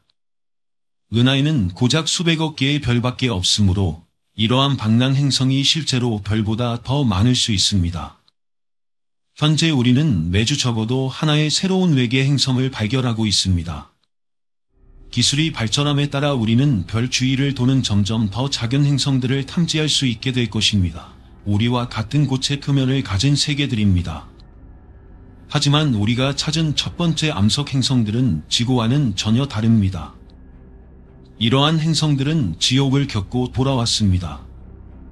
우리는 수백 개의 외계 세계를 발견했으며 이제 비로소 지구와 같은 암석으로 이루어진 작은 행성을 찾고 있습니다. 이러한 크기의 행성들은 생명의 잠재적 서식지가 될 수 있지만 대신 우리는 지옥에서 온 더 많은 행성들을 발견하고 있습니다. 이상하고 악몽 같은, 그리고 거주할 수 없는 행성들입니다. 이곳은 코로트-7b입니다. 폭력적인 극단의 세계에 하나의 지옥 속에 두 개의 지옥이 있습니다. 이 행성은 별에 너무 가까워서 하늘에서 별이 우리 태양보다 360배 더 크게 보입니다. 코로트-7b의 첫 번째 지옥은 상상할 수 없을 만큼 덥습니다. 표면은 4700도 화씨에서 구워지는 용광로와 같습니다. 용암이 끓고 대기를 기화된 암석으로 만듭니다. 차가운 전선이 들어오면 작은 조약돌들이 응축되고 바위가 하늘에서 비처럼 쏟아집니다. 만약 이것이 전형적인 지옥의 모습이 아니라면 나는 도대체 무엇이 지옥인지 모르겠습니다. 하지만 그것은 이야기의 반쪽에 불과합니다. 행성의 뜨거운 면은 영구적으로 고정되어 있으며 항상 별을 바라보고 있습니다. 그 너머에는 황혼 구역이 있으며 여기서는 온도가 낮아 용암 바다가 고체 암석으로 변할 수 있습니다. 그러나 이 쾌적한 구역은 좁습니다. 더 멀리 가면 두 번째 반쪽 지옥으로 내려갑니다. 여기는 어두운 면으로 절대로 태양을 보지 않는 행성의 반쪽입니다. 이곳에는 영원한 어둠과 잔인한 추위가 있으며 온도는 섭씨 수백 도 아래로 떨어집니다. 따라서 한쪽은 뜨겁고 다른 한쪽은 차갑습니다. 극단적으로 불도는 얼음이 있습니다. 우주의 가장 뜨거운 곳과 가장 차가운 곳입니다. 여기보다 더 나쁜 곳은 생각할 수 없습니다. 하지만 이 행성은 항상 이렇게 된 것은 아닙니다. 15억 년 전으로 시간을 되돌리면 코로트-7b는 여전히 형성 중이지만 암석이 아닌 가스 거인으로 지구의 100배 크기입니다. 별에 더 가까워지면서 별이 행성의 가스를 불어내기 시작합니다. 가스 껍질이 우주로 폭발해 나가면서 암석핵이 드러납니다. 코로트-7b는 뜨거운 목성의 뼈대 잔해입니다. 보모결은 한때 거대했던 이 가스 거인을 암석 같은 잔재로 줄였습니다. 코로트-7b보다 더 극단적인 행성을 상상하기는 어렵지만 그런 행성들이 존재합니다. 치명적인 우주선에 의해 폭격당하는 암석 세계들입니다. 그 중 하나는 7천조 마일 떨어진 곳에 있는 펄서 주위를 도는 세계입니다. 펄서는 일종의 우주 등대입니다. 이 믿을 수 없을 만큼 작은 세계는 지름이 10마일에 불과하며 원자 시계처럼 정기적으로 우주를 향해 강렬한 방사선의 빔을 발사합니다. 이 별의 1세제곱센티미터는 에베레스트 산과 같은 질량을 가지고 있습니다. 에베레스트 산을 1세제곱센티미터 크기로 부수는 것을 상상해 보세요. 전체 별이 지름 10마일인 것과 같습니다. 이는 우주에서 가장 적대적인 환경 중 하나입니다. 근처에 있는 모든 것은 강렬한 중력과 자기장에 의해 타격을 받습니다. 이곳에서 행성을 발견할 것이라고는 아무도 예상하지 못했지만 이 펄서는 세 개의 작고 암석 같은 지구와 유사한 크기의 행성을 가지고 있습니다. 얘는 최초로 발견된 외계 행성이며 생명을 찾기에는 마지막 장소입니다. 펄서는 엄청난 자기장을 가지고 있으며 X선을 방출하므로 이 불쌍한 행성들은 방사선에 의해 조리되고 있습니다. 지구와 같은 이라는 용어는 이들 행성에 전혀 적용되지 않습니다. X선 빔은 행성을 계속해서 소화되며 위로 X선보다 100만 배 더 치명적인 방사선을 방출하여 그 표면을 서서히 벗겨내고 있습니다. 넬은 불모의 세계입니다. 모든 사람은 펄서 주위를 도는 행성에서는 우리가 아는 생명의 기회가 없다고 동의합니다. 방사선이 펄서 행성을 죽입니다. 반대편 지옥도 나은 것이 아닙니다. 생명에 너무 차가운 얼어붙은 세계들입니다. 정갈자리에서 2만 광년 떨어진 곳에 빨간 외선이 있습니다. 빨간 외섬은 작고 상대적으로 차가운 결로 이 행성은 있는 열조차도 누릴 수 없는 거리입니다. 이 행성은 너무 멀어서 궤도 주기가 19년입니다. 우리가 우주에서 발견한 가장 차가운 행성입니다. 표면 온도는 영하 370도입니다. 이곳은 전적으로 얼음으로 이루어진 세계입니다. 메탄, 암모니아, 질소는 지구에서 기체인 물질들이 여기서는 얼어붙은 북성서리로 형성됩니다.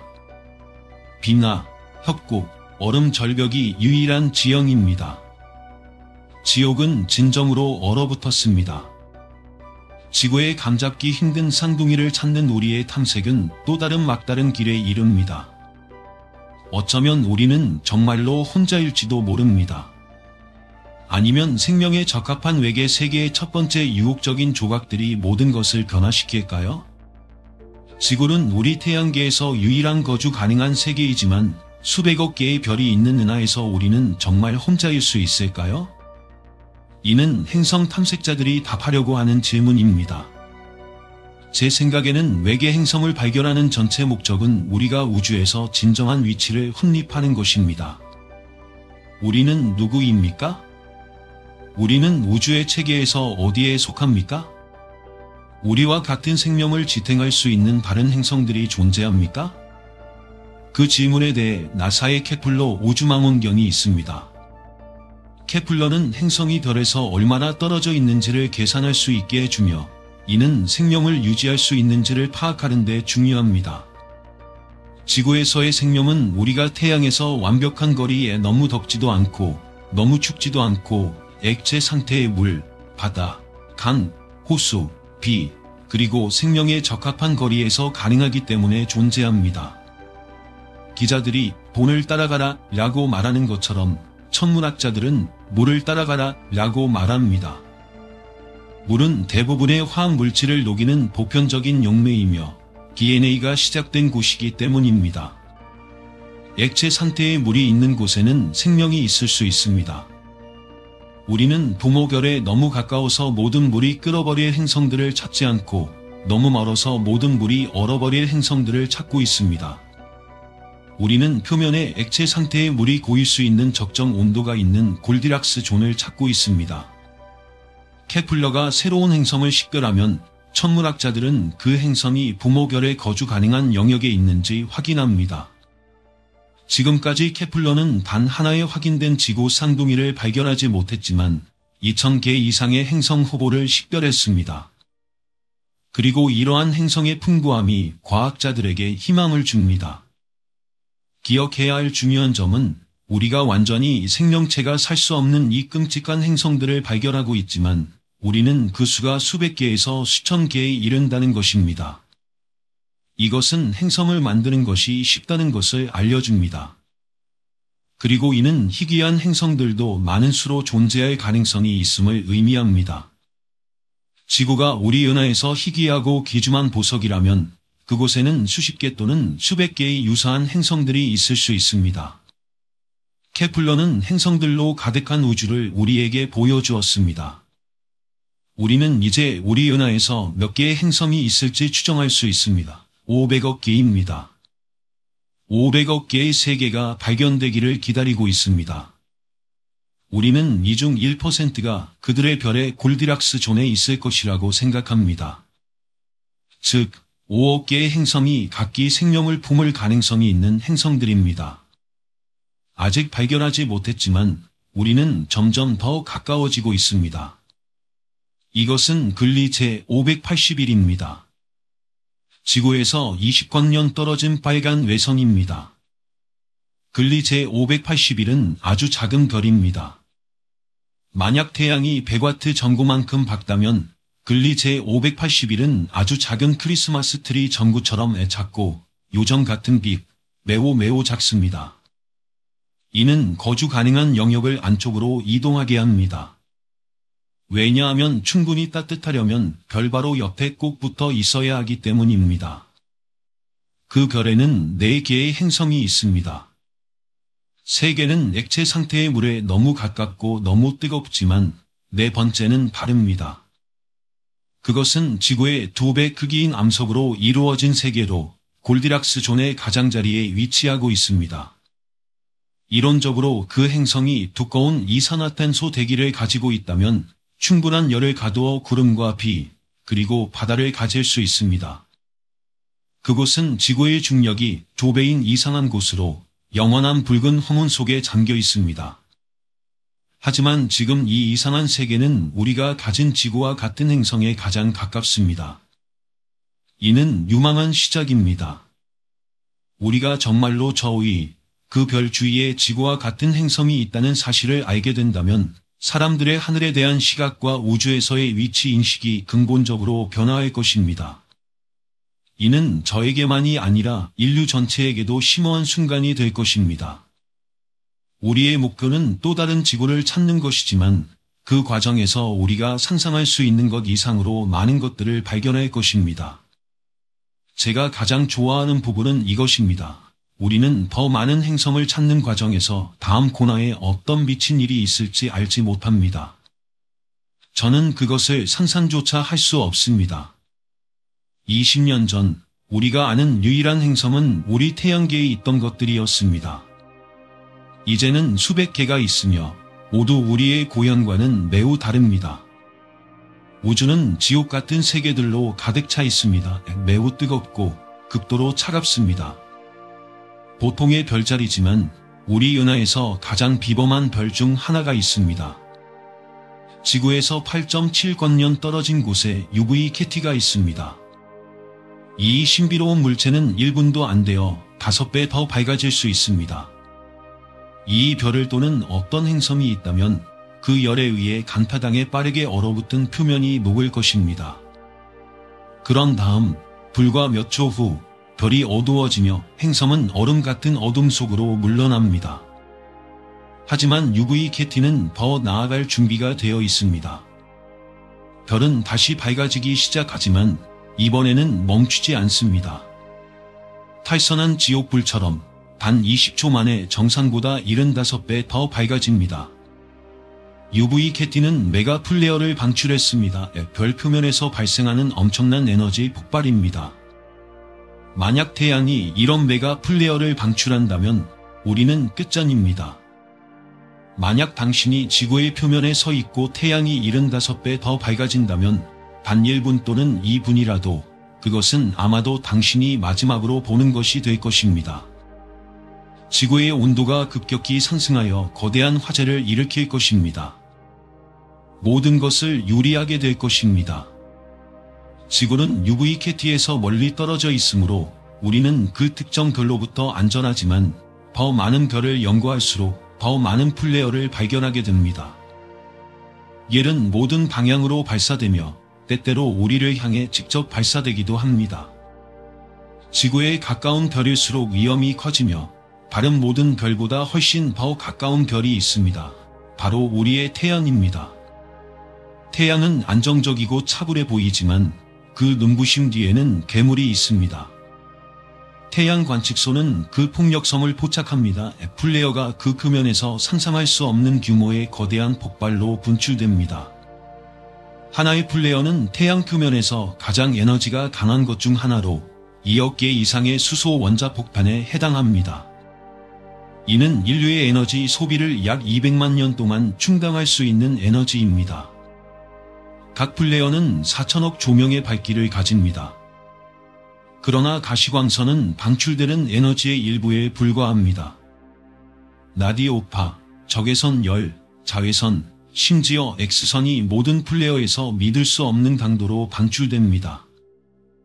얘는 태양계에서 가장 큰 폭발이지만 그 뒤에 있는 힘은 간단합니다. 자력입니다. 태양은 거대한 자기장을 가지고 있으며 이 자기장에 저장된 에너지가 태양 플레어를 발생시킵니다. 거대한 자기력의 루프가 표면을 향해 밀어붙이고 큰 자기아치가 우주로 솟아오릅니다. 두 개의 자기장선이 교차할 때 자기단락이 발생하여 태양 플레어가 발생합니다. 자기장에 갇힌 모든 에너지가 1억 부에서 폭발하며 뜨거운 가스를 10억 마일 우주로 내던질 수 있습니다. 이는 화산보다 1천만 배 더 강력한 폭발입니다. 자기력의 단순한 나침반을 움직이는 동일한 힘의 이 태양계에서 가장 큰 폭발을 일으킵니다. 그렇지만 우주적 기준으로 볼 때 우리의 태양은 미미합니다. 우리가 우주를 바라보면 훨씬 더 강렬한 자기력을 가진 더 활발한 별들을 발견하게 되며 사마는 정말로 격렬해집니다. 우리 은하와 다른 은하에는 그 강도가 너무 커서 근처에 있다면 지구의 모든 생명을 문자 그대로 파괴할 수 있는 플레어를 발생시키는 별과 천체들이 있습니다. 우리 태양계 밖과 안에서 엄청난 폭발이 우리가 상상할 수 있는 규모로 우주를 흔들고 있습니다. 태양을 넘어가면 우리는 메가 플레어의 영역으로 들어갑니다. 우리의 태양은 폭력적입니다. 그 플레어는 수십억 개의 원자폭탄의 힘으로 폭발하지만 우주에서는 폭발이 더 커집니다. 다른 별들은 너무 거대한 플레어를 발생시켜 행성을 죽일 수 있습니다. 지구에서 16.5광년 떨어진 EV 라케레타는 매일 그 표면에서 플레어가 발생합니다. 하지만 하나의 메가 플레어는 모든 기록을 깼으며 태양의 가장 강력한 플레어보다 10,000배 더 많은 X선을 방출했습니다. 자외선의 강도가 너무 강해 별이 푸른 색으로 변했습니다. 이 별의 폭풍은 지구에서 맨눈으로도 볼 수 있을 정도로 100조 마일 떨어져 있었습니다. 만약 우리의 태양이 이렇게 플레어를 방출한다면 우리는 화염에 휩싸일 것입니다. 하지만 EV 라케르타는 우리 태양과 매우 다른 종류의 별입니다. 그것은 작습니다. 이것은 적색 외성입니다. 적색 외성은 태양보다 질량이 훨씬 적은 별입니다. 얘는 태양의 질량의 10분의 1에서 약 4분의 1 정도까지 될 수 있습니다. 얘는 더 작고 더 차갑고 너무 느리게 타서 태양이 100억 년 동안 지속되는 것과 달리 어떤 것들은 100조 년 동안 지속됩니다. 얘는 상대적으로 차갑고 표면 온도는 5000도 하시로 우리 태양의 온도의 절반이며 10,000배 더 희미합니다. 그러나 그럼에도 불구하고 얘는 놀라운 폭력을 발생시킬 수 있습니다. 그 이유는 적색 외성이 엄청나게 자기적이기 때문입니다. 그들 내부에 형성된 자기장은 매우 거대하며 우리의 태양보다 훨씬 더 강력합니다.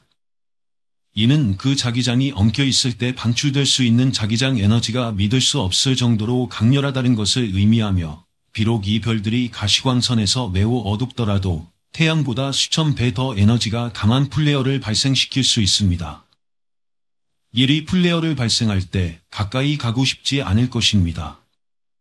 모든 적색 외성은 폭력적으로 플레어를 발생시키지만 EV 라케레타의 플레어는 그 범위를 초월합니다. 이는 이 별이 전기 때문입니다. 단 3억 년밖에 되지 않아 우리의 태양보다 15배 더 젊습니다. 한 가지 방법으로 별은 사람과 조금 비슷합니다. 젊을 때는 성급한 성격을 가지고 있습니다. 별이 처음 태어날 때는 매우 빠르게 회전하는데 이것이 자기장을 생성하는 데 도움이 됩니다. 결과적으로 이 별은 태양보다 100배 더 강한 자기력을 가집니다. 그 거대한 자기 에너지 루프가 교차할 때 발생하는 메가 플레어는 거대한 방사선의 홍수로 지속시간은 8피간입니다. 우리의 태양에서 큰 플레어는 수십억 개의 원자폭탄의 에너지를 가지고 있지만 EV 라케레타의 괴물 플레어는 10,000배 더 강력했습니다. 믿을 수 없게도 이러한 거대한 플레어조차도 우주적 규모에서 보면 작은 일에 불과합니다. 수백만 배 더 밝은 폭발들이 있습니다. 전체 은하를 밝힐 수 있는 폭발은 상상할 수 없는 힘을 가진 작은 별에서 발생합니다. 이것은 호주 망원경 컴팩트 어레이로 5개의 라디오 접시로 구성된 네트워크가 끊임없이 우주를 듣고 있습니다. 2004년 그들은 엄청난 에너지 폭발을 경험했습니다. 메가 플레어의 증거입니다. 하지만 이것은 우리가 이전에 목격한 어떤 것보다 더 큰 것으로 우리 은하에서 기록된 가장 큰 힘의 폭발입니다. 그 뒤에 있는 물체는 정말로 기이합니다. 메가 플레어가 밝혀지기 전까지는 존재하는 줄도 몰랐던 일종의 별입니다. 나는 블랙홀, 폭발하는 별, 그리고 은하를 떠도는 불량 행성을 연구해왔지만 내 생각에는 은하에서 가장 무서운 단일 물체는 자기별입니다. 자기별은 우주에서 가장 강한 자기력을 가진 물체이며 이 별은 그 모든 별들을 능가합니다. 이 별의 자기장은 우리의 태양보다 천조 배 강력합니다. 만약 이 별이 우리의 태양계 근처에 온다면 그 영향은 파괴적일 것입니다. 당신이 가장 먼저 알아차릴 것은 그 자기력으로 인해 당신의 주머니에 있는 모든 신용카드가 지워지는 것입니다. 가까이 다가가면 당신이 가진 모든 금속의 귀걸이, 보석 등이 찢겨 나가게 됩니다. 자기별에서 수백만 마일 이내에 들어가게 되면 그 자기력이 너무 강해져 신경의 전기 신호를 방해하여 심장이 멈추게 됩니다. 더 가까이 가게 되면 그 자기력이 너무 강해져 당신의 몸 안의 모든 원자를 찢어버립니다. 놀랍게도 이 방대한 자기장은 소행성보다도 크지 않은 물체에서 발생합니다. 우리의 태양은 거의 100만 마일에 이르는 크기를 가지고 있지만 자기별은 직경이 단 10마일이며 믿을 수 없을 정도로 밀도가 높아 태양보다 무겁습니다. 이것은 놀라운 일입니다. 태양을 압축하여 지구의 크기뿐만 아니라 맨해튼의 크기로 압축하는 것을 상상해 보십시오. 거대한 별의 전체 질량이 도시의 크기로 압축된 것입니다. 하루 안에 별 주위를 거의 걸어 다닐 수 있을 정도입니다. 단, 중력장이 너무 강해 그렇게 할 수는 없습니다. 이 별의 물질 밀도는 매우 커서 한 티스푼 분량이 수천조 톤에 이를 것입니다. 당신은 즉시 인식할 수 없을 정도로 짓눌리게 될 것입니다. 밀집되고 압축된 철이 풍부한 표면은 믿을 수 없는 자기 압력을 받고 있습니다. 뭔가가 반드시 무너지게 됩니다. 균열이 표면을 가로질러 찢어지고 표면이 갈라지게 됩니다. 이것이 별 지진입니다. 이는 지구에서의 지진과 비슷하지만 표면은 겨우 1.27cm만 이동합니다. 그러나 이 작은 움직임은 별의 강력한 중력 때문에 엄청난 양의 에너지를 방출합니다. 이는 규모 30의 지진과 같습니다. 균열에서 플레어가 발생하며 1조 톤의 초밀도 물질 구름이 우주로 폭발합니다. 플레어는 단 0.1초 동안 지속되지만 태양이 25만 년에 걸쳐 방출하는 것보다 더 많은 에너지를 방출합니다. 자기별에서 방출되는 이러한 플레어의 에너지는 태양이 방출하는 에너지의 10억 배를 넘을 수 있습니다. 이러한 메가 플레어는 타임머신처럼 작용하여 오래된 사건들을 보여줍니다. 이 자기별은 지구에서 5만 광년 떨어져 있습니다. 우리가 2004년에 관찰한 플레어는 실제로 5만 년 전에 발생한 것입니다. 빛이 은하의 절반을 가로질러 우리 대기에 도달하는데 그렇게 오랜 시간이 걸렸습니다. 만약 비슷한 메가 플레어가 지구 근처에서 폭발한다면 우리는 그것이 오는 것을 보지도 못할 것입니다. 경고도 없을 것입니다. 만약 자기별이 또 다른 플레어를 발생시킨다면 사건은 너무 갑작스럽고 방출되는 에너지가 너무 많아 빛의 속도로 폭발합니다. 아무것도 빛보다 빨리 움직일 수 없기 때문에 우리는 단순히 그것에 맞게 될 것입니다. 폭발의 10권년 이내에 있는 모든 생명체는 증발해 버릴 것입니다. 다행히도 가장 가까운 자기별조차도 우리에게 위협이 될 만큼 가까이 있지 않습니다. 우리는 가장 강력한 망원경으로도 그들을 볼 수 없습니다. 우리는 오직 메가 플레어의 순간에 이러한 별들을 감지할 수 있었습니다. 그러나 이러한 폭발들은 더 강력한 괴물에 비하면 미미합니다. 그것은 빅뱅에 이어 두 번째로 거대한 스케일의 궁극적인 메가 플레어입니다. 72억 년 전, 먼 은하에서 한 초거대 별이 공경에 처해 있었습니다. 그 핵심은 에너지를 다 소진했고 곧 붕괴될 예정이었습니다. 몇 초 동안 이 거대한 폭발은 우리의 전체 은하보다 100만 배 더 밝게 빛납니다. 이것은 우주에서 가장 극단적인 폭발, 감마선 폭발입니다. 감마선 폭발은 그 힘이 너무 강력해서 우주 전체에서 관찰될 수 있으며 우주 창조에 이어 두 번째로 강력합니다. 두 개의 강력한 에너지 제트가 쏘아져 나옵니다. 이 두 개의 감마선 빔이 궁극적인 메가 플레어입니다. 그들이 포함하고 있는 에너지는 상상할 수 없습니다. 그것은 태양이 100억 년의 생애 동안 방출하는 전체 에너지를 단 몇 초에 집중한 것입니다. 우주를 가로지르는 감마선과 물질의 우주적 불꽃과 같습니다. 감마선은 존재하는 가장 고에너지의 빛으로 수십억 부의 열을 가진 물체에 의해 자연적으로 생성됩니다. 이보다 더 뜨거운 플레어는 결코 존재하지 않을 것입니다. 감마선에서 모든 것이 멈춥니다. 75억 년 후 우리는 마침내 하늘에서 폭발을 봅니다. 2008년 3월 우주 전체에서 반대편에서 발생한 플레어가 가장 가까운 별들보다도 더 밝게 빛납니다. 70억 광년 떨어진 곳에서 어떤 것이 폭발하여 어두운 밤에 맨눈으로 볼 수 있었습니다. 이것은 그 강력함을 말해줍니다.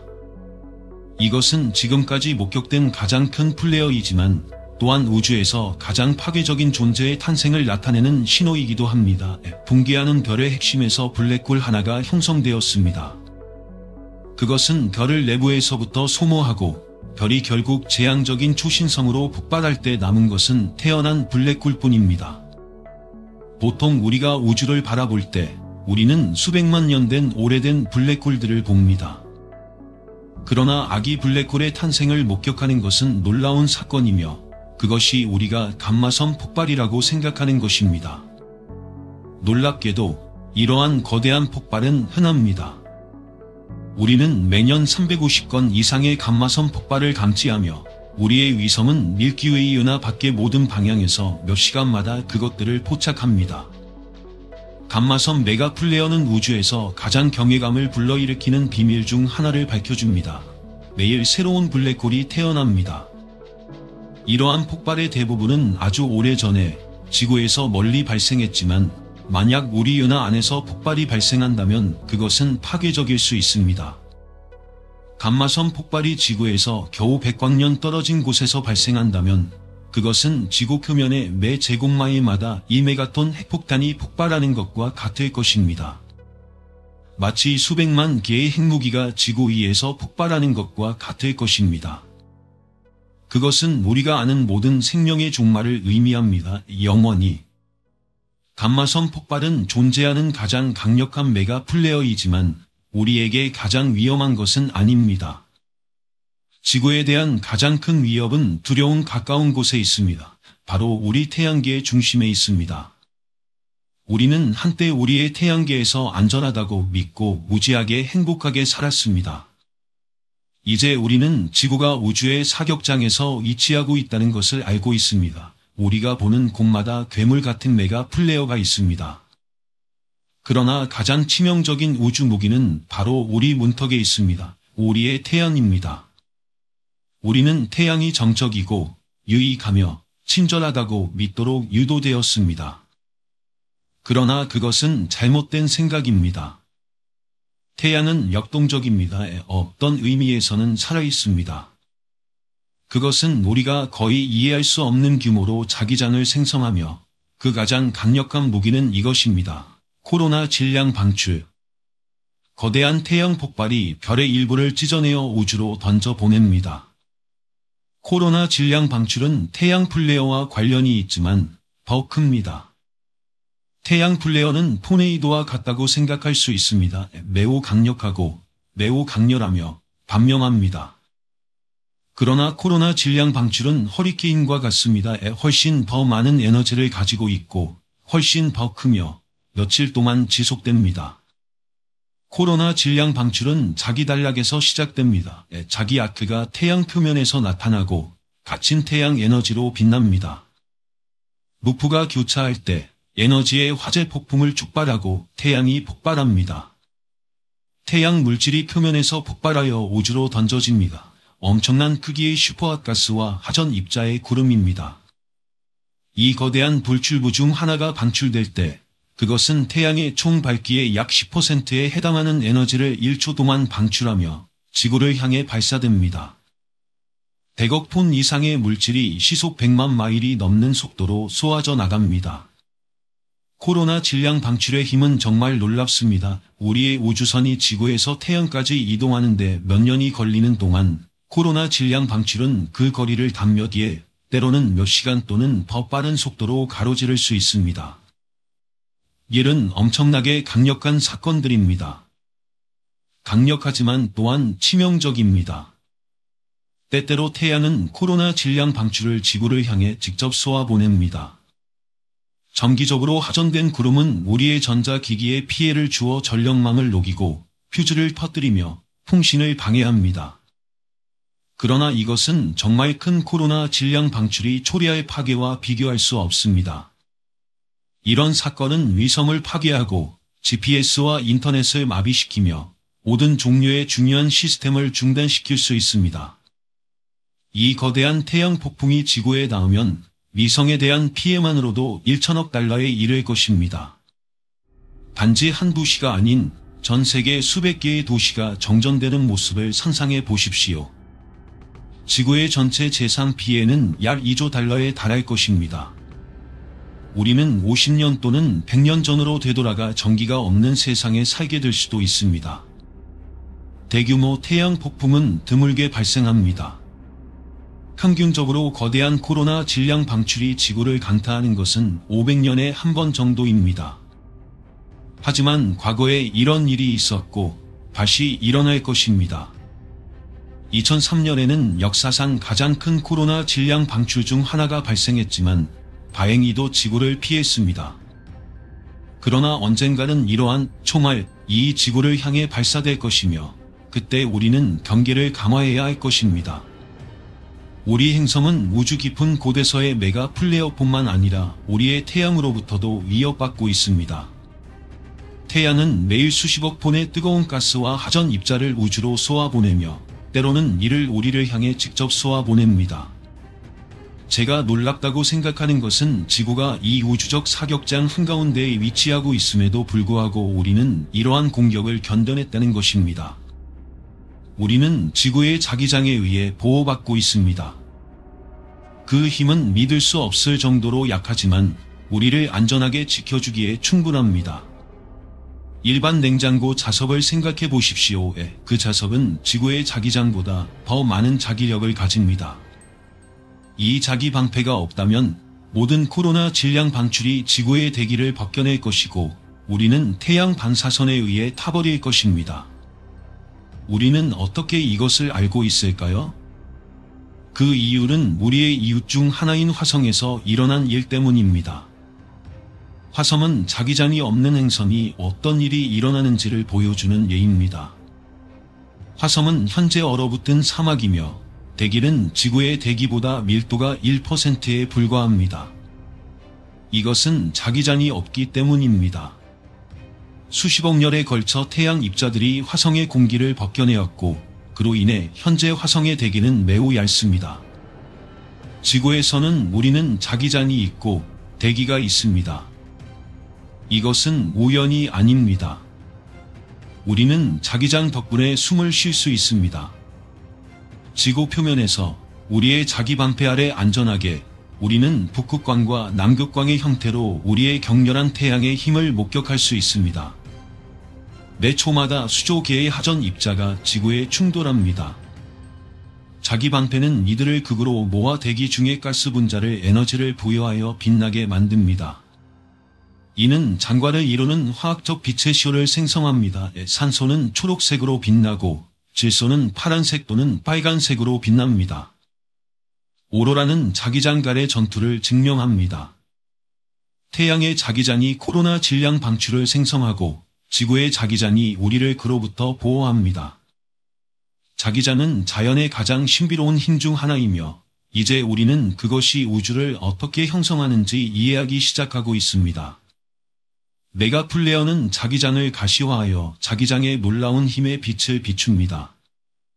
이러한 자기장은 우주에서 기본적인 역할을 하여 혼돈의 질서를 부여하고 은하의 나선 형태를 엮어냅니다.